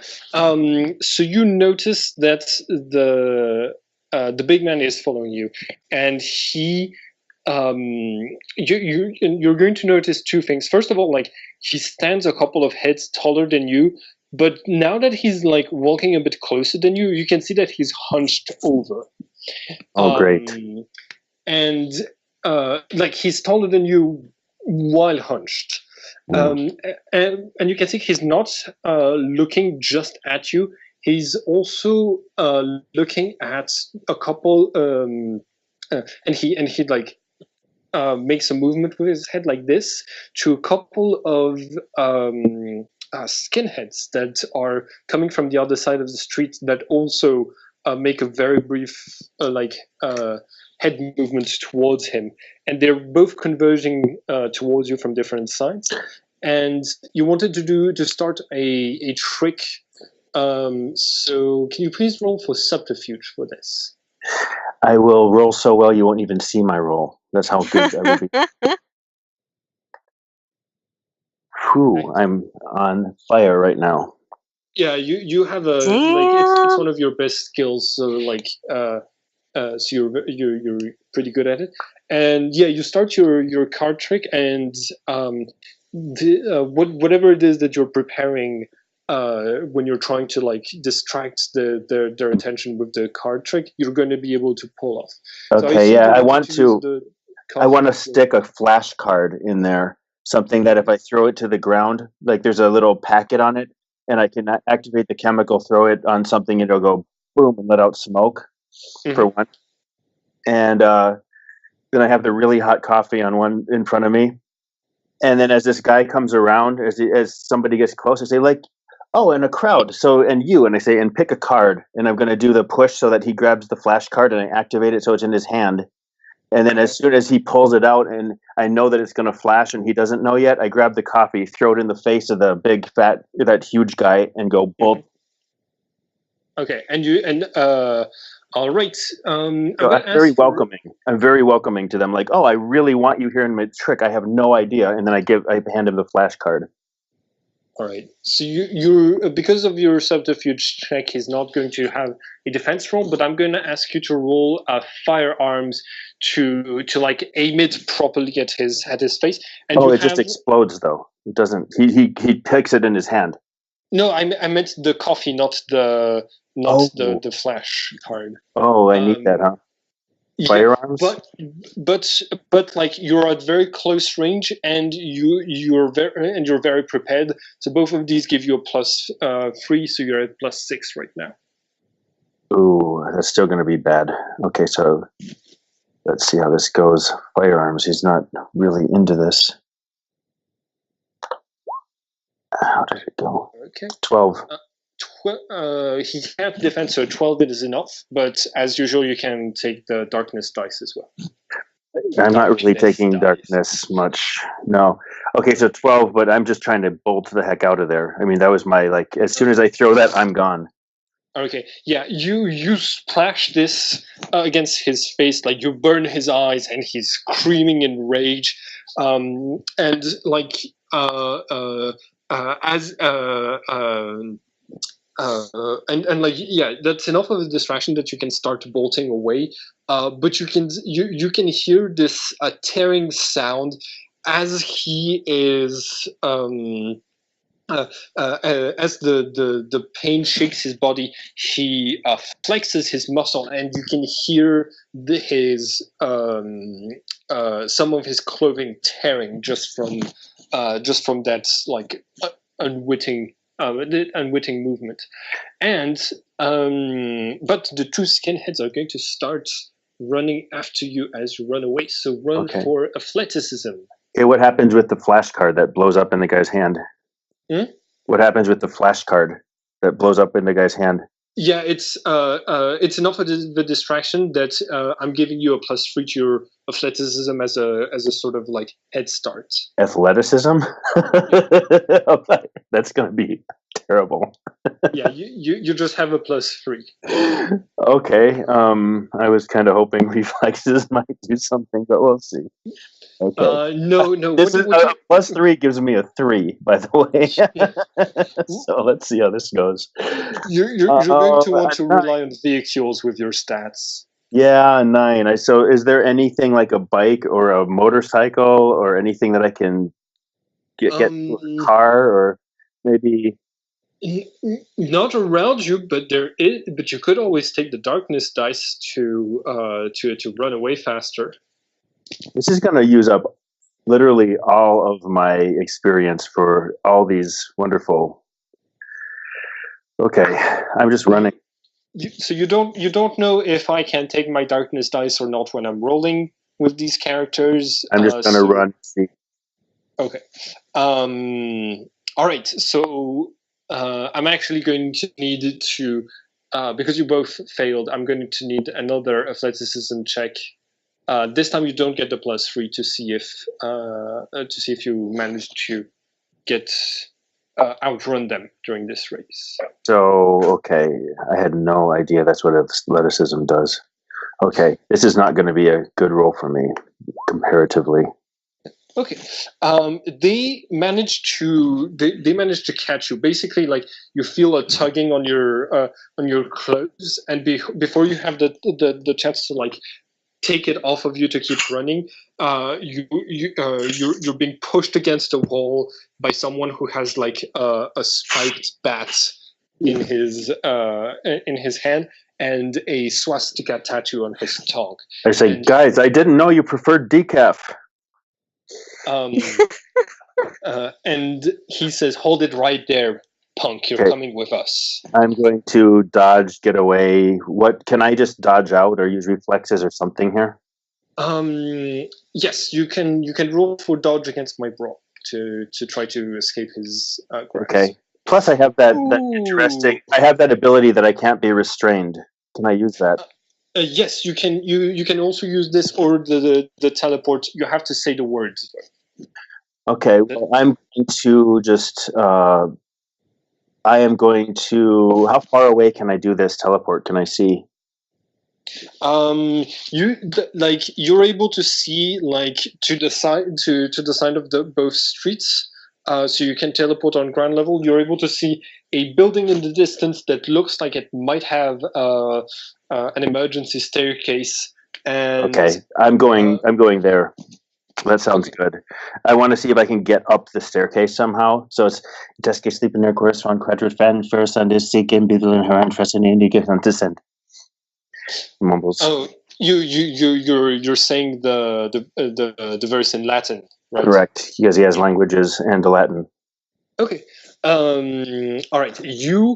There is the sound of thundering hooves all around you, and you vanish from within the hands of that skinhead and reappear like an entire mile away at the top of a building.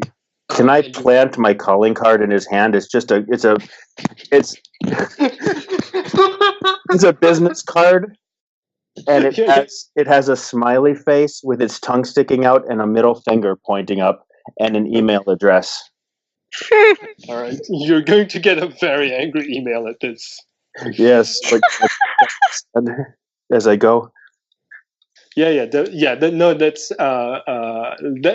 a great intro for your character. So, if you're okay with this, Beautiful. we're going to go back to the other characters for just a little bit. But basically, reading the file of this Lucius Black, you realize that like the file says that it's probably an alias, that there isn't a lot linked to this name. There is the address at which he currently lives, and there's the date that is going to be when the Ruby table is going to move to try to catch this person, which is very soon. Are you going to what are you going to do about this? Chris and Philip, you two are going to be sent out to try to catch this person. And Oliver and Stefan are going to be doing other stuff in the meantime. Well, if you're okay with going to catch him, you don't necessarily have to catch him or something. You just have to like. It'd be best to reunite the group if possible. That's it. I look at Philip. This guy deserves better, but let's go. All right. Okay. You were in an underground maze under Cleveland, and you start driving towards Chicago, where he lives, which is only or you take a plane. Once you make it there, do you make your way to at the address where he's been seen a couple times doing street magic, or at his address, or do you have other things that you want to do before you go and see him?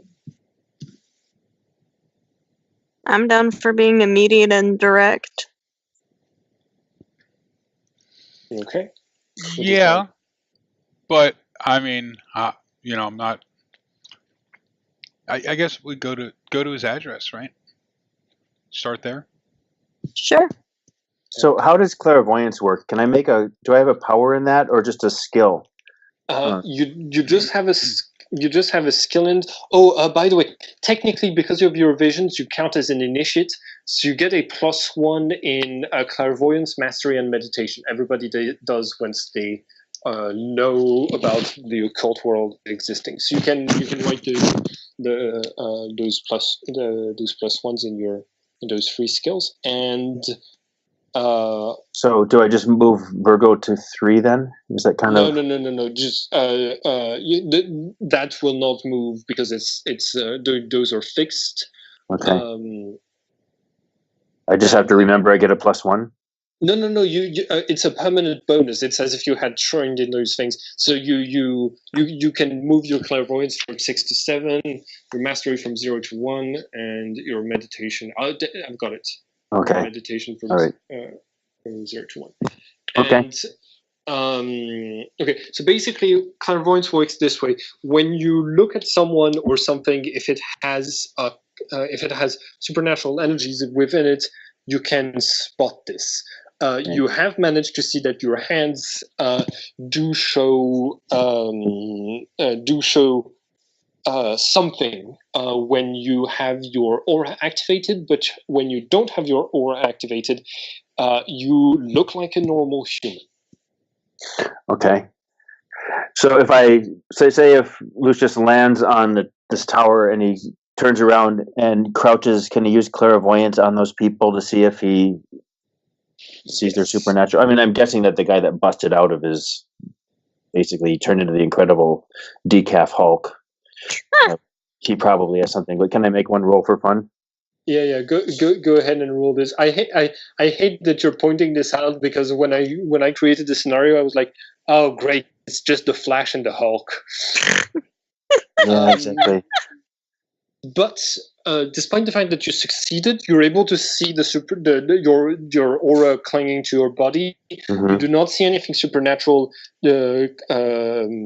inside of those inside of the two skinheads who are now very confused at your disappearance and very impressed by your magician skills.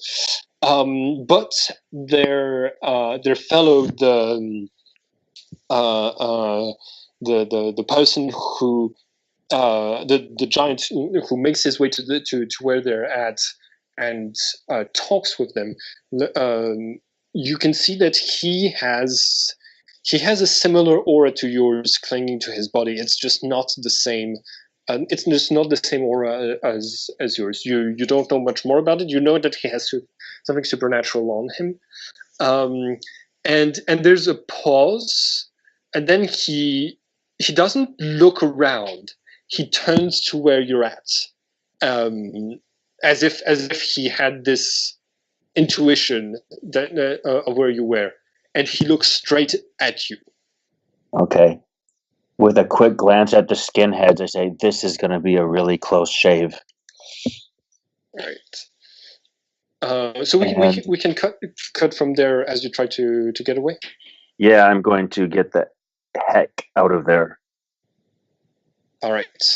I'll just give me 1 second, guys. I'll be right back. Mm-hmm. It's all good. I didn't have to go. Okay. So you make your way to Lucius Black's home, or temporary home, and you find that, unfortunately, this seems to be a recurring pattern, but his place has been trashed. His door is ajar when you get there, and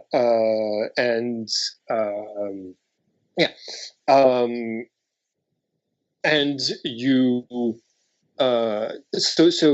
Just two things, Lucius. Would you be okay with saying we agree that like you just managed to outrun your pursuers using some sort of vehicle, and would you be okay with your character is inside of the house when you hear the other players arriving, you hide, and you're able to hear this conversation and maybe join in with the group now? Actually, he might have hightailed it back to his place to grab a couple things just in case, but he's casing it and noticing that all the alarms and the traps that he's set up have been set off. He's looking for this. So like part of it probably smells like skunk spray, like literally like somebody's been sprayed by a skunk. And then there's flash bombs that have gone off, and there's a little hammer that came down, like a little mallet, when the door opens. I mean, literally, there's one of those there with a bell on it. So when it hits, and then the bell goes ringing and stuff.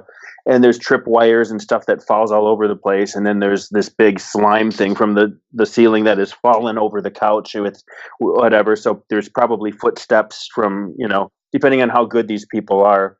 There's a lot of really weird stuff and contraptions, and then there's a little clock that looks like it's spit smoke on somebody, and just it's not your normal place that you go back to. It looks like it's been lived in with a lot of kind of dicey love, so to speak. So I just have to ask one question from you: is this enough to keep the tax collectors at bay? Well, he doesn't really pay taxes. So we're gonna have to go with yes. Taxes require a trail, right? They require an identity, and he's trying to stay completely off the grid in every way he can. So all right. So you and you're basically you hear like footsteps coming towards your door. As you were grabbing a couple of things, and you hide in one of the back rooms, and you guys arrive. You see all of those weird traps. You see that there's also like, the drawers have been emptied for clues. The couch has been. The pillows in the couch have been torn open with knives. Basically, Chris, you have a flashback of when you were introduced to the group, and Crimson did something similar to your apartment. So, what do you do, Philip? Well, I doubt he's here amongst all of this rubbish, right? Fair. Yeah, he's obviously not there, but it seems like somebody else is after him as well. Well, although he is a magician, right? So, who better to pull off making it look like some place is abandoned and then be hiding? You are absolutely correct. I say we search around the place. All right. Contested roll. Lucius, roll for stealth, and I'm giving you a +3 because this is your home terrain, and the other two you can roll. You can roll for search against Lucius's stealth. Okie doke.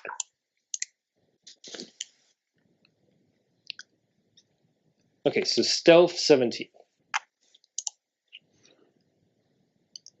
I find search. Libra, middle column towards the bottom. Awesome. It helps that I've coded this entire. Yeah. Wow. You guys both rolled a 1 on your lights. Wow. So yeah, I think there's probably like that moment where like you're 3 centimeters away from where he's hiding. Yeah. You look in that closet. You look left and right, and you just declare that he's not in the flat, and you don't find any sort of clues because of how poorly both of you rolled. Even if you took your darkness dice, it's not enough to do to get a success with a 12. Well, they're both bumbling around. Game of hide and seek. Well, I don't know about you, and I lean over and just put my hand right on his shoulder, but he's obviously not here, so we Yeah, can I tie their shoelaces together? Oh my god. I mean, because they literally have no clue I'm here. So could I tie them together and then... Because I'm thinking if they want to run after me for some reason, they're in my place. So maybe I could tie both of their shoelaces together while they're looking, because they did such a poor job. Maybe, okay. You know what?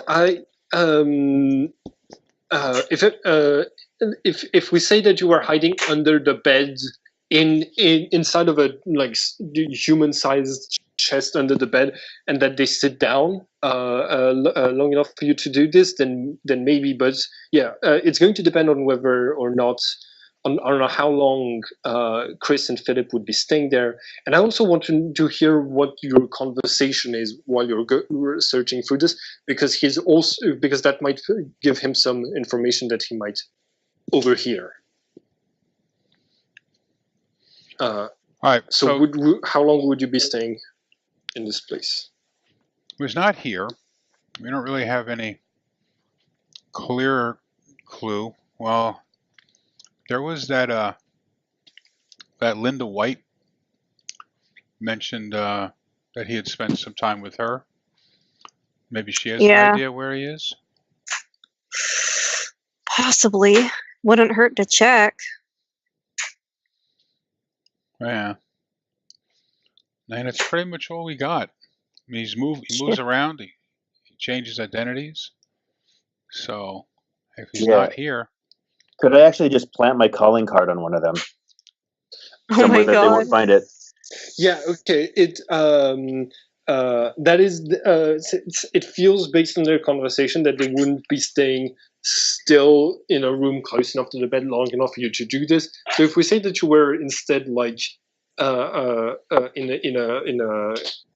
a dresser, in a compartment in a dresser, then yes, you could plant your calling card on them with how well you just rolled.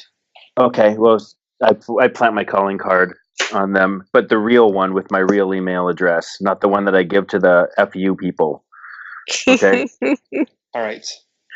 Which one do you plant it on? Philip had the worst score of the two. Okay, Philip then. Okay. Yeah, it says you're being watched. Oh, that's gonna be fun. With a nice big thumbs up. and a Lovely. smiley face with sunglasses on it. Good. You're gonna be the comic relief character. I can just see it now. With a little scribble note that says "Stay out of my place." Okay, so Philip, whenever you check your pockets, you're going It's gonna have a crisis. You probably what's it called? You probably got yourself a rental car to move around Chicago. Like based on your resources, I think your characters could afford it. So, where do you go next when you leave the apartment? I don't know. I guess. Well, and I mean, she was like what 6 years ago since he left her. So, I mean, that's the only other lead we have, as far as I know. Let's go find this Linda White. You're. By the way, you still have access to Crimson. If you technically, according to the find that you have, the Ruby table wasn't supposed to try to catch him until tomorrow, but his apartment is already trashed for some reason. Maybe I'm just a messy liver. Yeah, and we don't have access to Crimson, so. Well, Okay. you could like fly back to where you could like ask the Neo Hermes that have like imprisoned him for information, or go where he's being imprisoned. That would require talking to him. We were very clear that we don't want him to be even awake or interacting, because the concern is if he has some way to communicate anything he might see or hear, then we don't want him being able to relate that to anyone. So we want him on ice the whole time. Gotcha. Okay. Is there some sort of personality skill where you can check people's intentions, like empathy or something, or? You can use empathy to get a feel for what either what the person you're looking at is feeling, or to know if they're lying. Those are the two main uses for this. Okay. Well, is it possible that while they were there, while they were looking around, I could try to make a check to see if they seemed harmful to me? Yes. Okay. Go ahead and roll for empathy, and the other two, I have to ask you. Would you have come with visible weapons to try to talk to this Lucius Black? Not visible. Okay. No, no visible weapons. Yeah, Chris doesn't need that. That was my straight empathy roll. Yeah. Okay. So they seem to be looking. They seem to be more careful not to trash your place more than it already is, and they don't seem like belligerent towards you. But they are actively looking for you. Something that's isn't usually the best. Something that isn't usually like you that goes against your character's love of discretion. Okay, could I possibly sneak out behind them and maybe plant a bug on their car? That is going to require you to if you went through like the fire exit. I need you to that would need you to roll an athleticism check to make it there before them. And if you manage to roll higher than 12, you will have enough time to hide. After I would need to roll a 12 because I literally have a 0. But if I use my power to teleport, could I do that? Yes, you could look out the window and use your power. By the way, your power uses up 1 of your life points every time that you use it. And where are my life points on my sheet? It's the lifeline. When you scroll down, so the first line heals 1 point every hour, and it's been an hour since you first teleported. So if you want to use it right now to go down from your flat directly to the ground, how would you know which one their car, which car would be there? I could get the bug ready and teleport to a spot that's close, and then as soon as they get in the car, maybe make a stealth check and plant it behind them. Okay, that sounds fair to me. And since they don't know I'm there at all, they might not be looking for me to be following them. So I'm hoping maybe I'll get a huge advantage here, like a plus 55 or something. No. Go ahead and roll for. Go ahead and click the first box of your bruised lifeline, and then you're going to roll stealth against their vigilance. And if you roll higher, you can plant the bug without being spotted. All right. I'm not the best this time. That's stealth. You rolled subterfuge. Oh, sorry. Stealth. Wrong. Okay. Maybe this will go better. Yeah. The other 2, can you roll for vigilance, please? Stealth went better. You said for vigilance? Yes. Sagittarius, first column towards the middle. Awesome. Well, at least that was a decent roll. Technically, the person hiding is the defender, so even if he took his darkness dice, it's not enough to spot him. Use the darkness dice. Go to the dark side anyway. Okay, but I just plant the bug on their car, and then I'm going to trail them and see if I can, hear anything they say or figure out what their intentions are, because I've been followed more than once today. Yeah. Okay. Philip. Mm-hmm. You don't notice.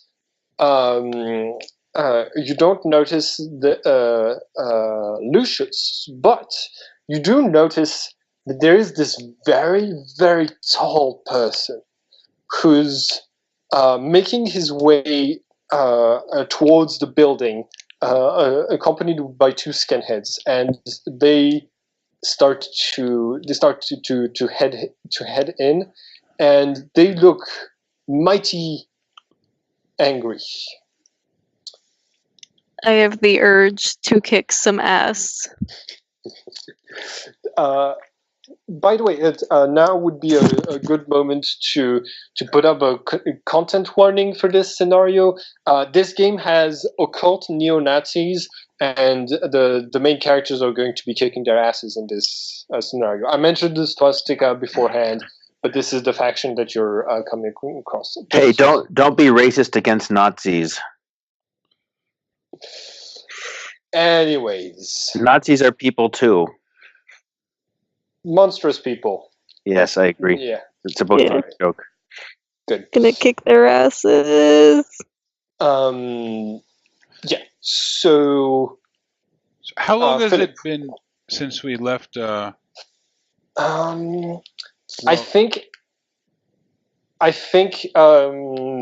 since this is technically a new scenario. Oh, by the way, both.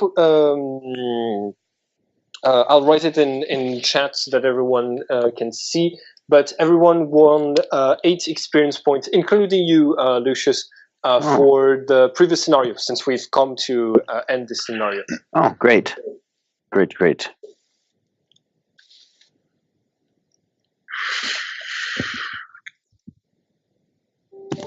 Okay, I put it in chat. Hopefully everybody notices. Yeah, what...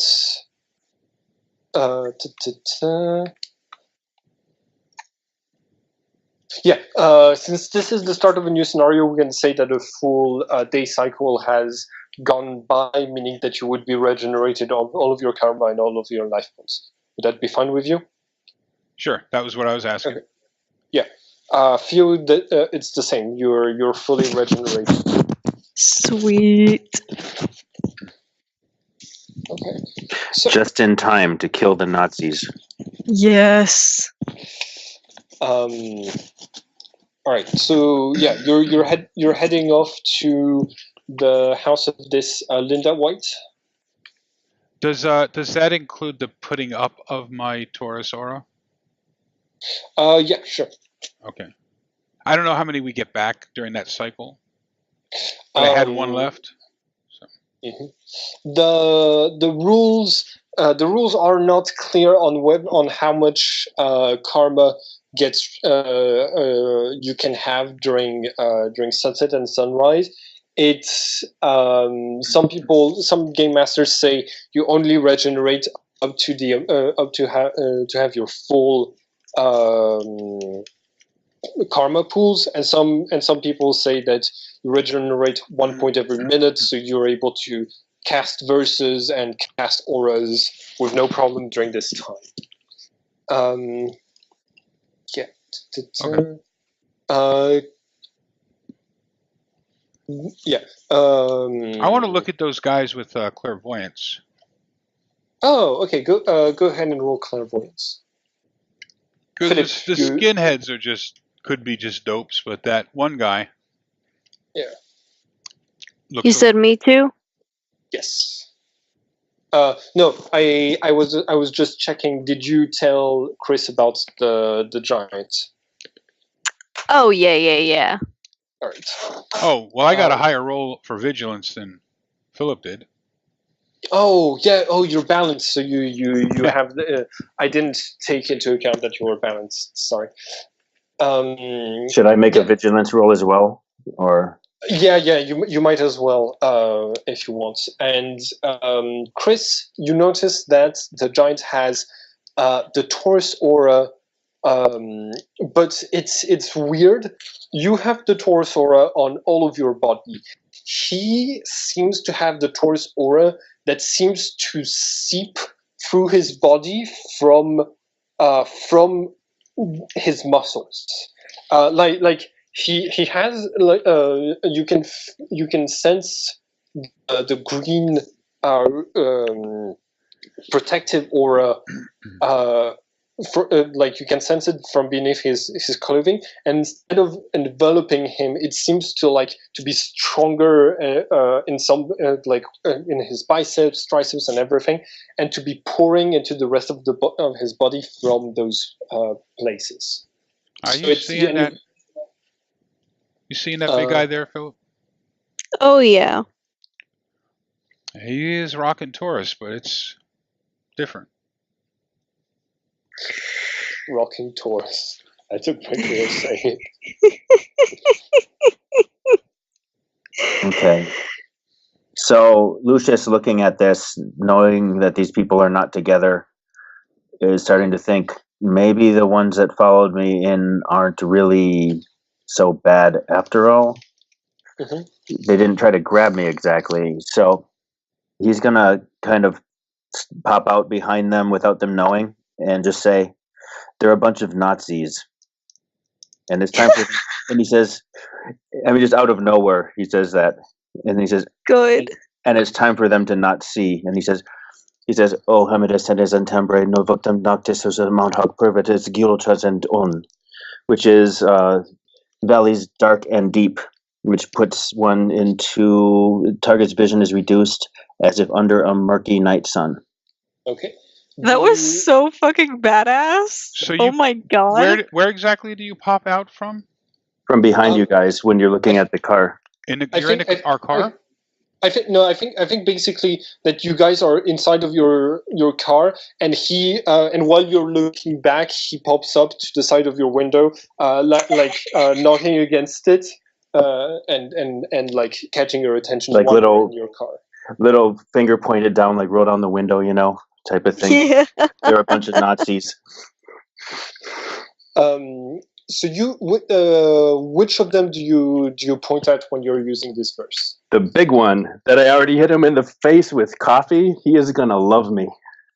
It's the second time today that you impede his vision, and yeah, out of nowhere, like he he stops in the middle of the street as he's heading towards your apartment, and then he starts to turn around like to check if there's anything in his face, and then he yells, I can't see, and he starts to lunge around, and with one of his arms while he's moving, you can see him like he trips on a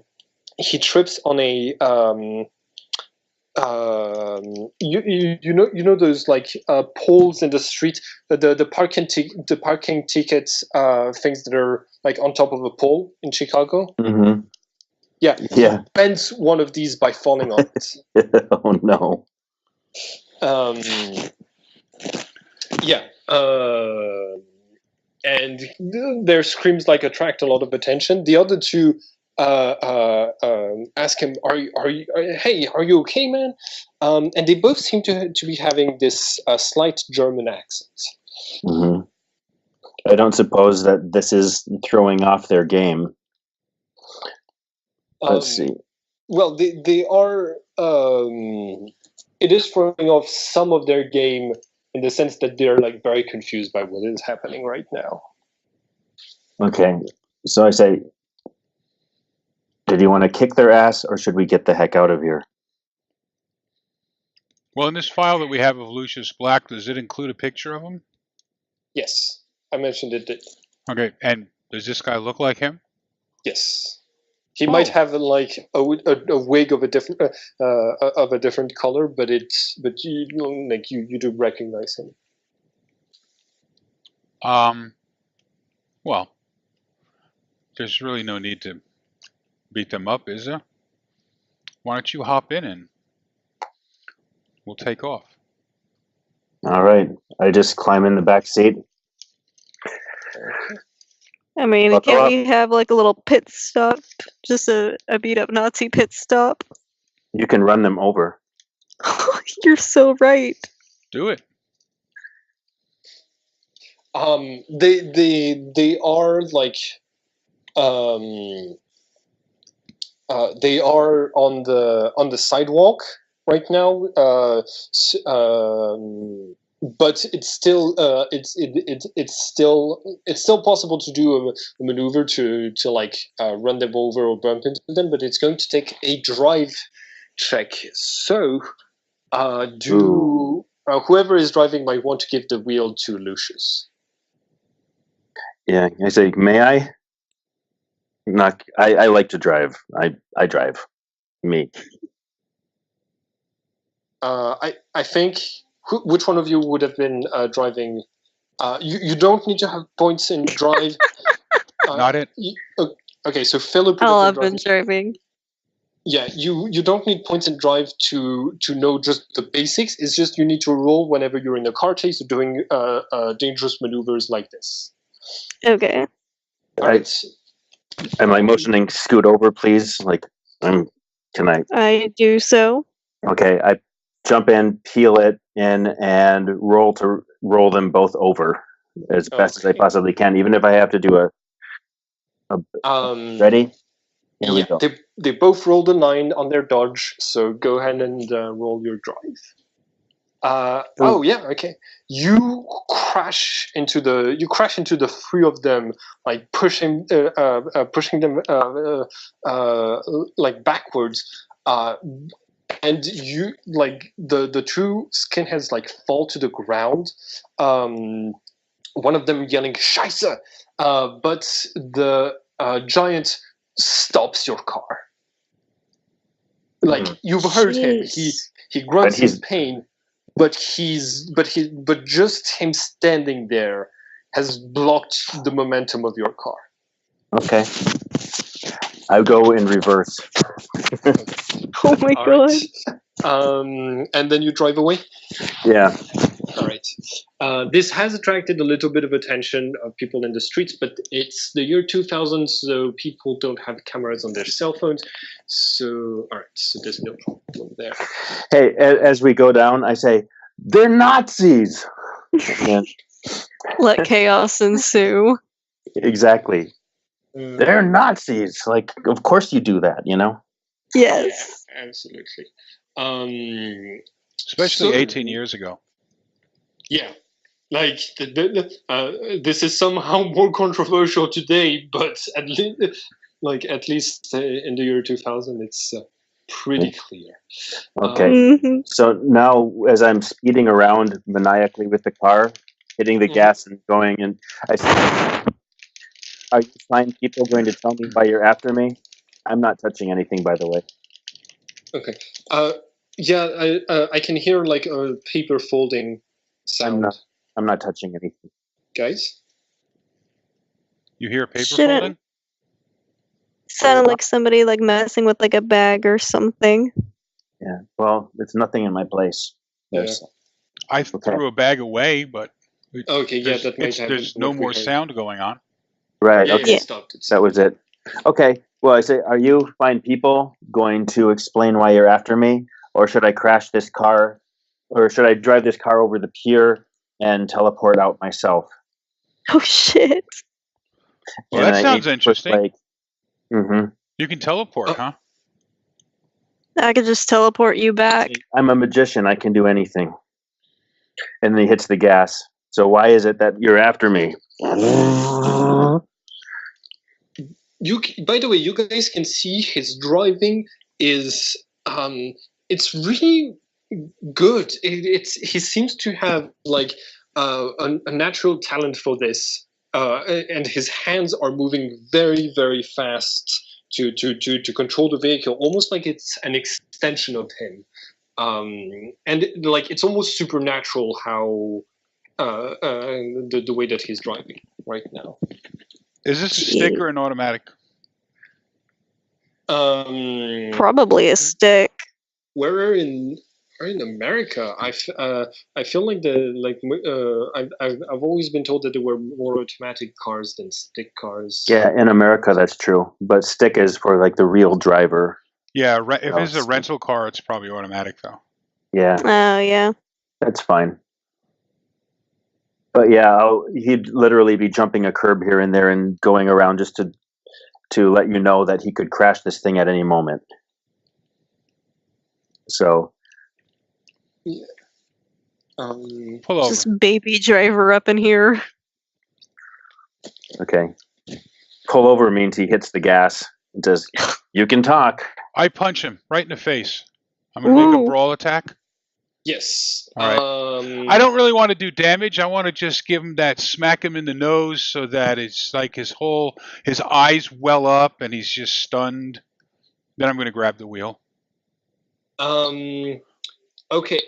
Lucius, are you on your guards enough that you could roll dodge at a penalty? He would try. He's watching whoever's there, but he's also figuring, okay, if he gets hit, he's going to probably teleport out of this place and let the thing crash because he's on high alert. Okay. I'll roll at a penalty. That's fine. Yeah, I roll dodge at minus. I'm gonna say -3 because you might not have been expecting this. Okay, that's fine. And Chris, go ahead and roll your brawl. Wow! If he wanted to Holy start this, I'm in shit. trouble. I'm definitely in trouble. Oh my god, you guys! Holy okay. shit! So like Chris, this person seems to have like amazing reflexes and a very good dodge, but you still manage to like stun him for a second and Pull over. Okay, roll for drive to take control of the vehicle and. No, I'm telling him, pull over. Okay, I jump out. Oh my god! I grab him so he can't jump out. Okay. Well, I can turn the wheel so everybody goes to one side, turn back and jump out. So like you use the car as the momentum. So knowing that you're not exactly my friend at this point in time, he's going to say, "I got to get out of here." Remember, he's pretty dicey of a person and he likes to escape. So Gotcha. But if you're going to try and turn the wheel, I'm going to grab the wheel so you can't turn it. okay. Does it become a reflexes check or how does this go? I think it's going to be, based on your descriptions, a drive check against a brawl check. And whoever has the highest score takes control of the car and of the situation. Okay. Chris, go ahead and roll brawl, and Lucius, go ahead and roll drive. So 21 against. Oh, I rolled really bad. Yeah, you rolled a double one. So does that mean what? Anything different? It means that Chris is able to seize both the wheel to take control of the car and of you. And I think also like to cement the fact that he's got control of over the situation. The window is the window is up, so you can't teleport through the window because remember it's a physical obstacle. Okay. Yeah. I just move my leg over and stand on the brake. Okay. Wait, he's in the back seat though. No? Why would I be in the back seat? Because it was Philip that I asked to move over. That Yes, was in the and car Philip thing, was so- driving, which meant that I was in the passenger seat. And if Philip Yeah. moved over, that would be fine. But no matter where Philip moved, I never said I was moving from where I was. Oh, Yeah. I thought you were in the back I seat the whole imagined time. that Philip moved to the back. Oh, okay, I thought you moved over to the side, so I thought that you were. It's okay. Fine. Yeah, no, So Philip is like just the child in the back watching all of this go down. yeah, you're like, oh boy, this is escalating. Yeah. And then once I get the breakdown, I'm going to slam it into park also. Oof. Into park? You mean like with this?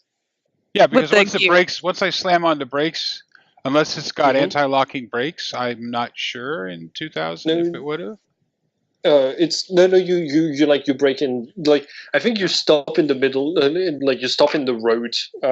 Yeah, There's cars that are like that have to like drive around you. But the car is stopped, and if you mentioned park, I mean, like, do you take off the keys or something? Well, if the vehicles stop, then I'm putting it in park. So All right. you want to keep playing games? You punched me. Because I told you to turn over and you accelerated after I asked running you over a bunch simple of people. question. One simple question, and you punch me. No, that I told you to people? pull the car over I asked you because one you were simple driving question. like a maniac, and your response was to hit the gas and go even faster. You're I reckless and irresponsible. You're going to get yourself killed. We're here to try and save your life. If you're not interested, Felt that. we'll just report that you're not interested in being saved and you're being difficult. And Nice. He You gets. He can- grabs. May I leave? He says, pointing at the door. of course. Wonderful. He says, I ask a simple question. You decide to punch me in the face. What He slams do the door. you think was your There you simple go. question? Why you were here? Why you were following me? How difficult was that? We weren't following you. You apparently We're were sneaking following around me. and following us. He said, you came right to my place. And then he looks at Philip and says, Of course we did. That's where we thought you were. He says, check your pocket. And points to right where he planted the card and says, if you don't think you were following me, I'll check my pocket and just go, oh One boy. would presume that you would have to know that someone is there in order to be following them. We weren't following you. We were looking for you. We didn't know where you were. There's no way to be following you. That's We called might have following. coincidentally been walking along behind you, but we never saw you. We were You trying to coincidentally find you. ended up in my place. Yeah, because we have your address. That's a coincidence, right? That's not a coincidence. No, we we were were trying very to find you. It specifically wasn't given your file. malicious. Right. You could have said something when I asked you why you were here, why you were following me. Like, I think That's you the did. point. Did I or did I not just save you from Nazis? No, I think a favor could be returned here. you didn't save us from Nazis. You rammed into two people who are not supernatural, one who is, which is against the law. You did it in a vehicle that we rented, so now we're going to be held responsible for that. And then Did you rent it from a normal company?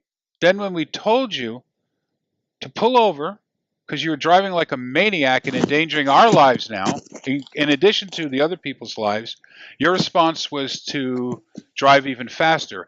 That's why I popped you in the nose. I got your attention, didn't it? And then put us in a position that I couldn't control the car in case we could have completely crashed. As you saw, the car was in complete control. The only thing out of control was you, son. Now, do you really want to continue arguing about this. If you want to leave, you're welcome to leave. If you want to die, feel free to die. But you know what? Do you know why we have your file? Because your file is floating out there. You're not as off the grid as you might like to think. Why do you think those people found you? What do you think is going to happen? You think they're just not going to keep looking for you? Oh, they're going to keep looking for you. But if they can't find you, you know who they're going to bring in? Somebody that can find you. And they will find you. Don't know. That's why I asked you before you punched me. Jeez, he throws up his hands and turns around. He goes, kids, punching everybody in the face. You look like you're an old person, and you're sitting here just punching people. I'm actually Is that 27. how you do it? Oh, really? Yeah. Okay. You're younger than me. Sorry, then. what did you say, Jeff? Oh no, I said I'm 27. I'm actually I said, not so old. like you're a grown adult, you just go around, instead of answering people questions, you just punch them in the face, and that's how you try to save them? Okay, so just real quick, I just want to ask Philip, do you try seeing how this is escalating? Do you want to try to do something to calm the situation? Do I have anything that could do that?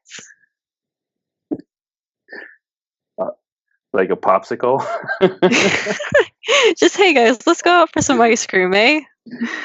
Picture of a puppy. Puppy people. Right. Puppy. Hang in there, kitty.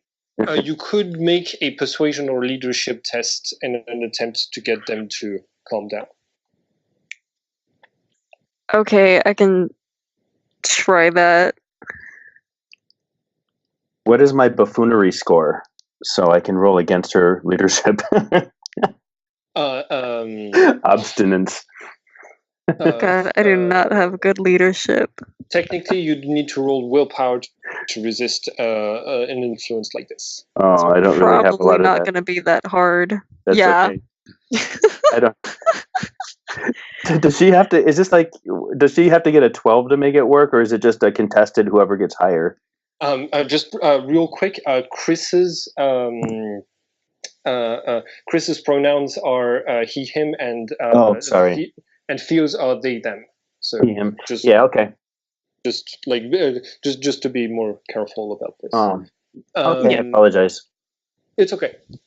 I'm like I don't know. I'm sorry. Yeah, no, I get it when it's a mistake. Like, no big. And thank you for piping in, Simon. Yeah. Mm-hmm. Yeah. Feel free to correct me. Okay. Cool. So, how do I roll? So it's willpower. Yes. It's under Great. Leo, but This is awesome. Since Philip didn't. Oh my god! Oh my god!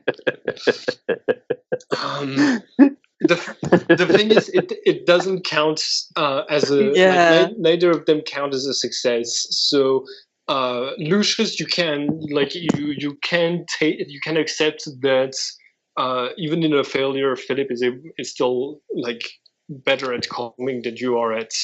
Yeah, well, Lucius is basically just embarrassed because he's used to getting his way and running around, and he just got punched, so he's kind of pissed off, but at the same time, he doesn't really want to get into a fight, and he's very interested in why these people are following him, so he still prefers these people than the big guy and the Nazis. I mean, it's not that hard of a choice. Yeah. Minus the punch, they're pretty cool. Gotcha. But so I think that he's waiting for somebody to kind of break that up. So when Chris comes up and kind of like, hey, he sits back like, yeah, that's right. You better kind of keep me back, you know?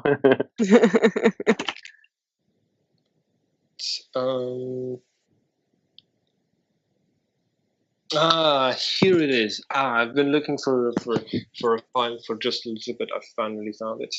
Okay, you guys keep going.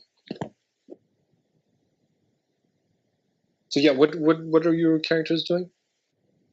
Oh, I don't know. Philip started talking to Lucius, saying something. Yeah, I think he just went, well, I tried to be a leader, and I think it didn't go all too well. Like, I think I just went, hey, and probably got Lucy's attention, and then you probably just pulled in the adults are talking and went right back into shit, because I technically rolled a failure. Okay. Well, Lucius is waiting for something to break this up because he feels like he needs an intercession no matter what. So he's kind of like, fine. What do you want? Are you going to tell me why you're here? And then he realizes that you kind of already did. Hey, you're starting to get it. So what's the solution here? What's my next play? Well, if you would like to come with us, we will give you a little bit more detailed rundown about why you can do the things that you can do. Guessing that you're not really sure. You know that you can do them.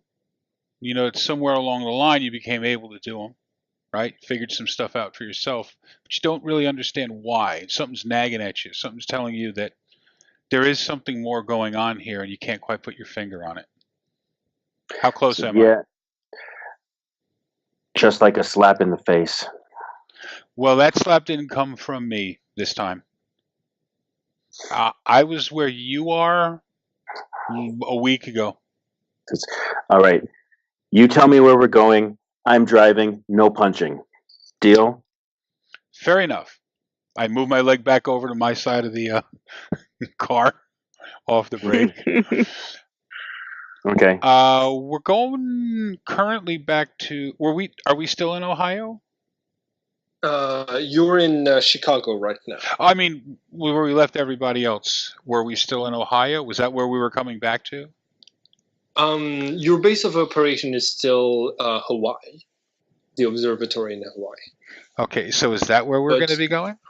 But if you're let's just say, I think the Neo Hermes have a warehouse that is available for use. It's like a safe house at the in the outskirts of Chicago, and like you are aware of, like you've been told because you were heading here by Stefan, like, this is how you get in, and you should try to keep this place as secret as possible from people who aren't like privy to Neo Hermes' secret. It's nobody's supposed to know that it has that it's linked to anything in the occult underground and Neo Hermes. Okay. So we have a warehouse just outside of town that we're supposed to bring you. So some of the other people in our group can talk to you, answer some questions, get an idea of, if you're interested in finding out how far this rabbit hole goes, and then take it from there. I love rabbit holes. Seriously, they're one of my favorite things. You have one. You have one inside of your top hat. I could probably pull one out if I had a top hat. Yeah. All right. So you make your way to the safe house. There currently it's not being used by any other cell of Neo Hermes, which means it's just the three of you. But yeah, you make sure to close the door, close the blinds, and ensure your privacy for any further talks. Okay. By the way, Theo and Chris, both of you roll for clairvoyance, please. Okie doke.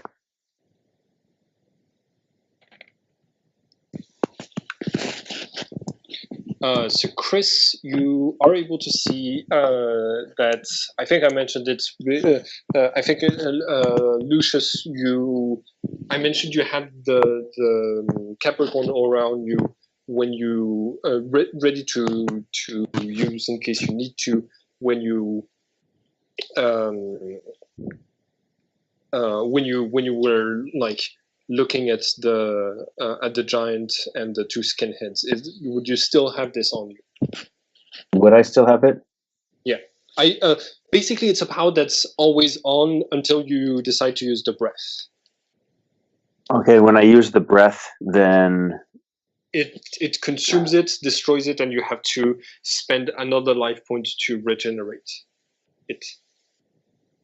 no, it's still on. He's probably not that used to doing this in the first place. Not thinking much about it.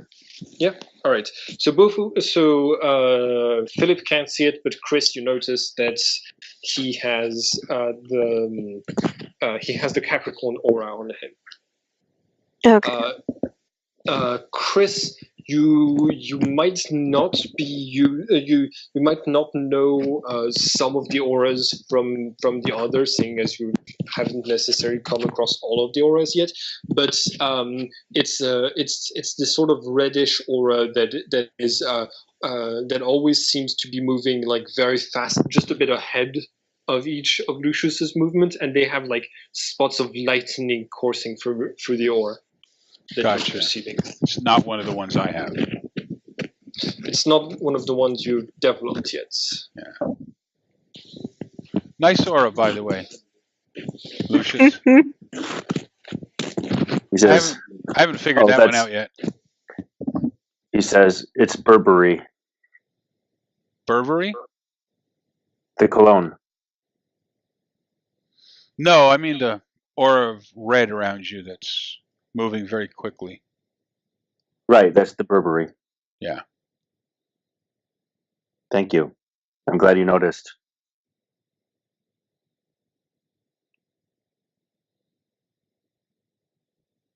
So Philip, for the first time in your life, you realize that you're the oldest, that you're the most experienced Neo-Hermes in the room. Oh shit! Stefan isn't there, so.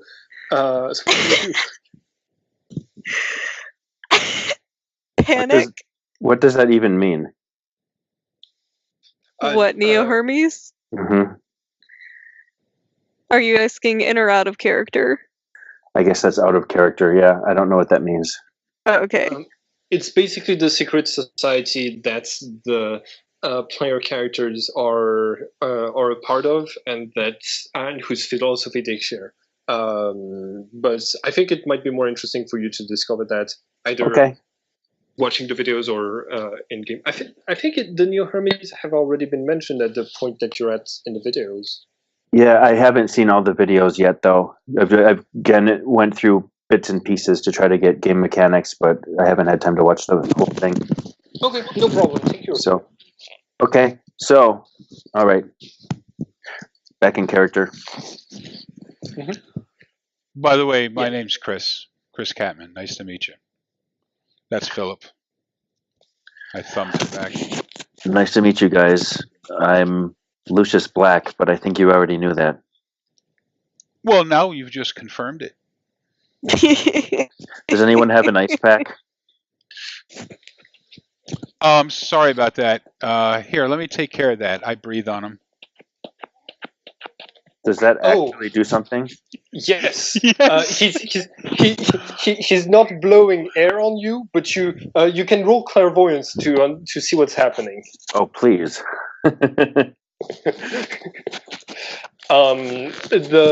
official. I don't see. You can always take your darkness. No. I have a thing about not doing that. All right. So you're unable to perceive it, but you feel the swelling in your face completely disappear instantly. So a couple of things. First of all, you heal 1 point of the bruised every hour, and it had been a little bit of time, but the rest of this regeneration just it finishes healing you up instantly. I also wanted to mention Chris. When you punched him, you realize that he was more resistant than a normal human. That's if you've trained a little bit with Philip. Philip already has finished his work in red. He already has double the amount of life points, and you feel like Lucius has the same thing. Okay. That he's much more resistant than a normal human. Back to you. So, yeah, there's supposed to be a couple of weird, creepy, boring old guys here that were going to give you a whole bunch of jargon about this and that and gods rolling around and stuff. I don't, I mean, I kind of know it, but they do a better job of explaining it than I do. I don't really know where they are. They're probably building computer robots or something. Brewing alchemical potions. That's what they do. They're not going to try to roofie us up and tell us we need to kill ourselves so we can meet on the other side of the moon, are they? I highly doubt it, but I can't say with 100% certainty that scenario won't appear at some point. You've just given me an idea for a scenario, so maybe. God damn it! Tune in next week. You're welcome. It's almost like this. I'm reminded of every instance I've been in a game and had people yell, "Don't say that in front of the GM." Exactly. They're not going to put us in cages in darkness in the basement for many years and then sell tickets as people come by and see our powers.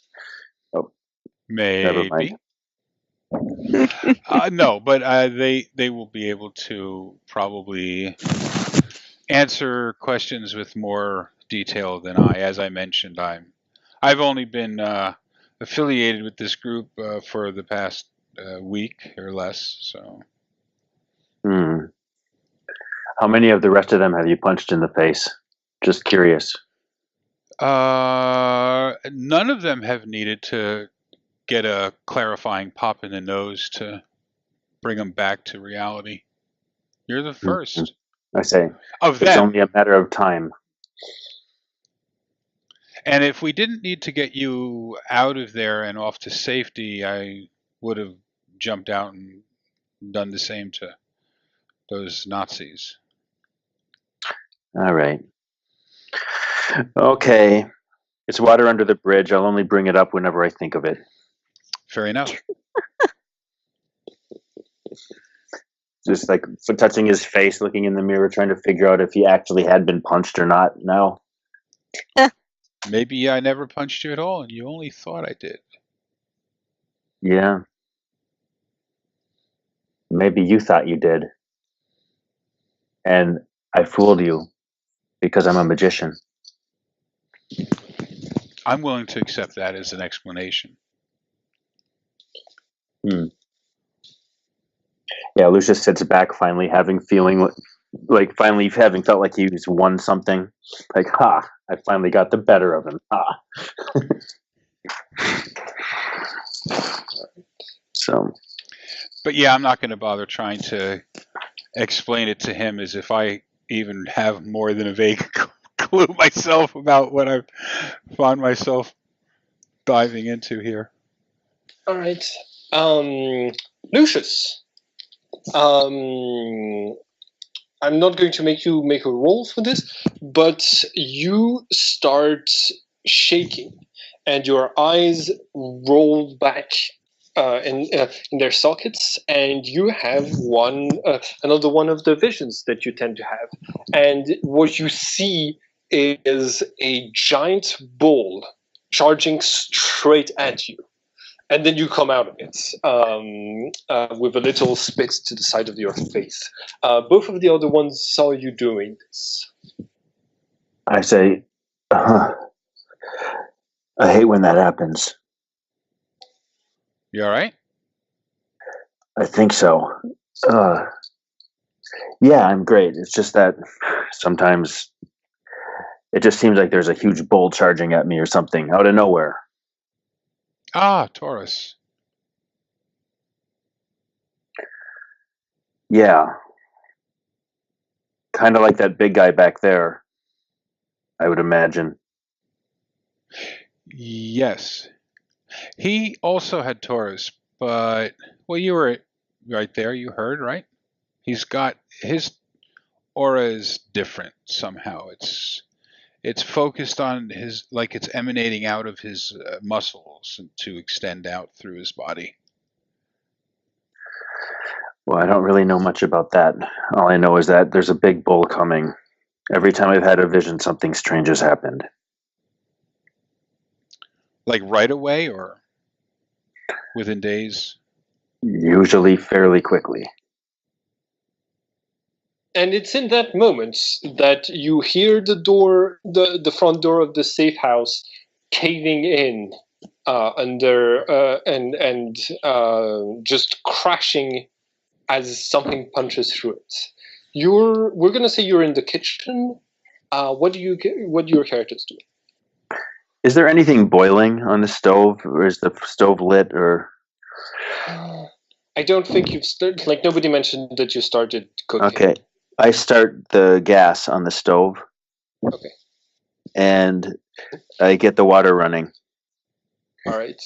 And then we're gonna try to go the other way. And I say, "This is supposed to be a safe house, not a danger house."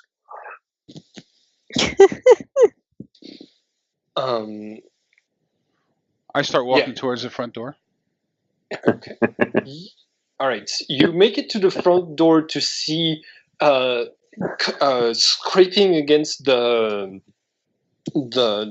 ceiling of the entrance a human of gigantic proportions. It's the same one as before, and this is what he looks like, except a lot angrier.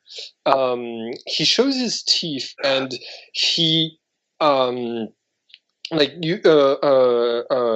he's going to like take off the coat that he's been wearing to sort of like smooth out his giant form, and you can see that he and like he's got two very bulky arms. Have you seen those images or videos of people who inject themselves with products to make their like muscles bigger? Yeah. Like just to give The you an steroid idea. junkies. Just to give you an idea of like how over the top his muscles are, there's a slight difference to him. The fact is that there are scars along the lines of wherever he has muscles, and when he flexes, you can see that like his skin gets extended. It's as if he had extra muscles surgically implanted into him. And he's lumbering in front of you, Chris. And he calls out saying, "Little brother, there's nowhere to hide. I can sense you wherever you are." Oof. What do you do? I moved back in the kitchen a little bit, Okay. stalling for time for this gas to build up. All right. And I'm just gonna kind of stay silent. But if anybody can see me, like any of our, like if Philip can see me, I'll just kind of motion like, "Come on, come on," and hopefully get Chris's attention. But I don't know if you can see or not. And you can hear him saying, "We superhumans belong together, not with the rest of them." So everybody roll for reflexes as he's about to start pushing Chris out of the way and into a wall.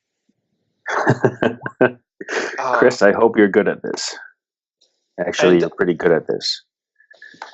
We might do like a short fight or end or stop like halfway through the fight.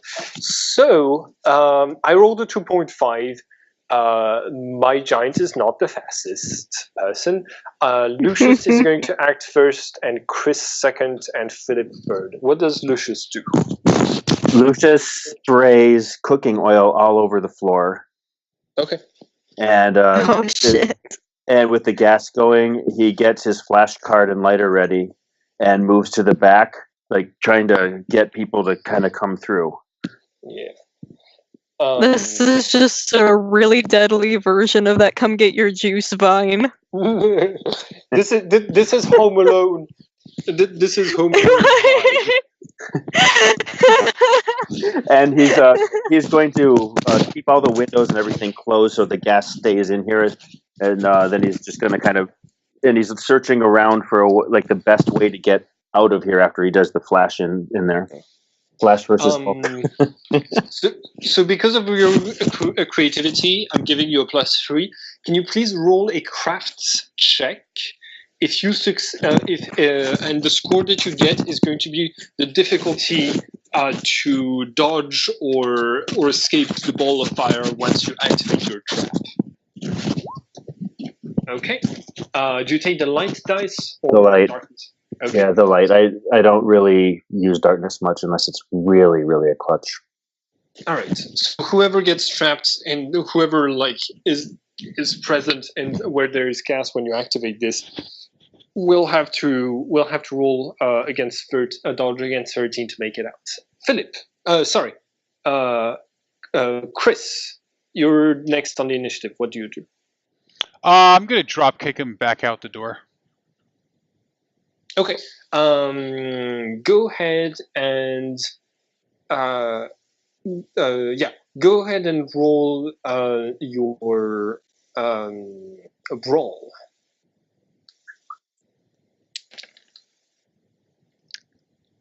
Oh, those are good rolls. Yeah, but also he's one of the only humans who has the right to have 24 in the skill. He's so basically what happens is you kick him and he doesn't move an inch. He didn't try to defend, he just took it. So when you say that he has the right to have a 24 in his skill, Yeah, is that because he has some sort of relationship with Taurus? he does. And as I'm ascendant Taurus, can I sense that in any way?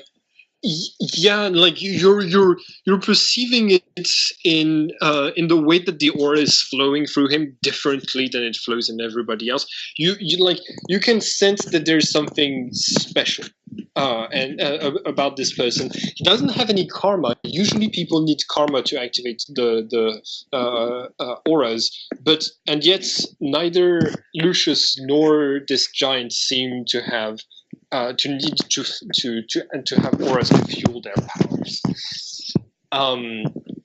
Philip, it's your turn. You've witnessed both the trap being set and the dropkick failing. What do you do?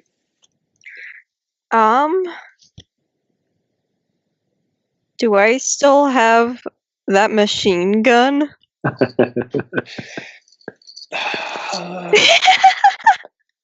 I never heard you say you dropped it. I'm just glad I'm It's out of the up to kitchen you, right now. GM. It's up to you. I I won't. But Okay. here's the thing: you can smell the gas, and you're in the kitchen too. Basically, I thought all three of you were inside the kitchen. The only person who's not in the kitchen is Chris, right? Okay. Oh, I backed up to the door. Okay. Okay, then I'm also backing up out of there. I didn't. I forgot that I was like right there in the middle of all that shit. Yeah, I just want to point out that shooting a gun inside of a gas of methane is not ideal. Yeah, I totally blanked on that for a second. I was like, oh yeah, I'm far away, and then I was like, oh yeah, no, I'm in a room full of gas. I'll pass on that opportunity. All right.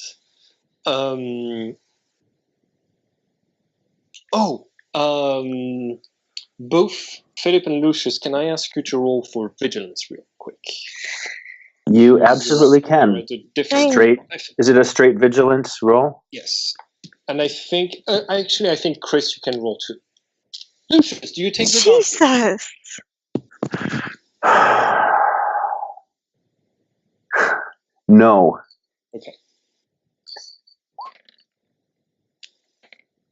All right, Chris. You spot behind the giant. There's like 7 people. 2 of them are the skinheads you saw earlier, and the rest are wearing they're sort of wearing suits and glasses, sort of like the typical bodyguard or secret agent look. They all have guns in their hands, and they seem to be trying to circle the house. So you've spotted them arriving. So Lucius, you're not aware of this, and neither is Philip. While it's still your turn, Philip. What do you do?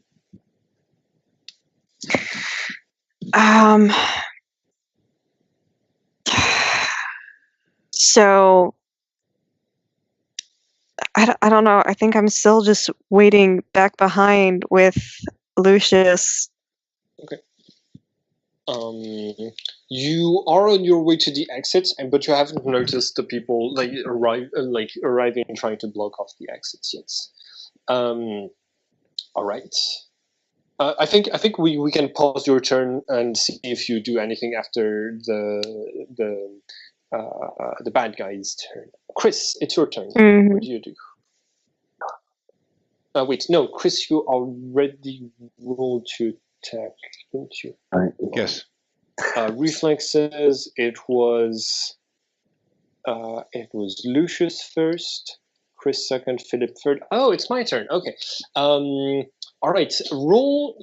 Okay. So the giant, his fighting style is it's not based on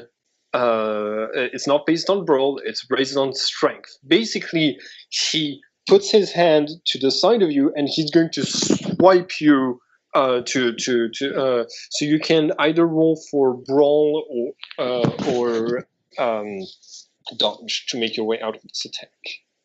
And yeah. Nice.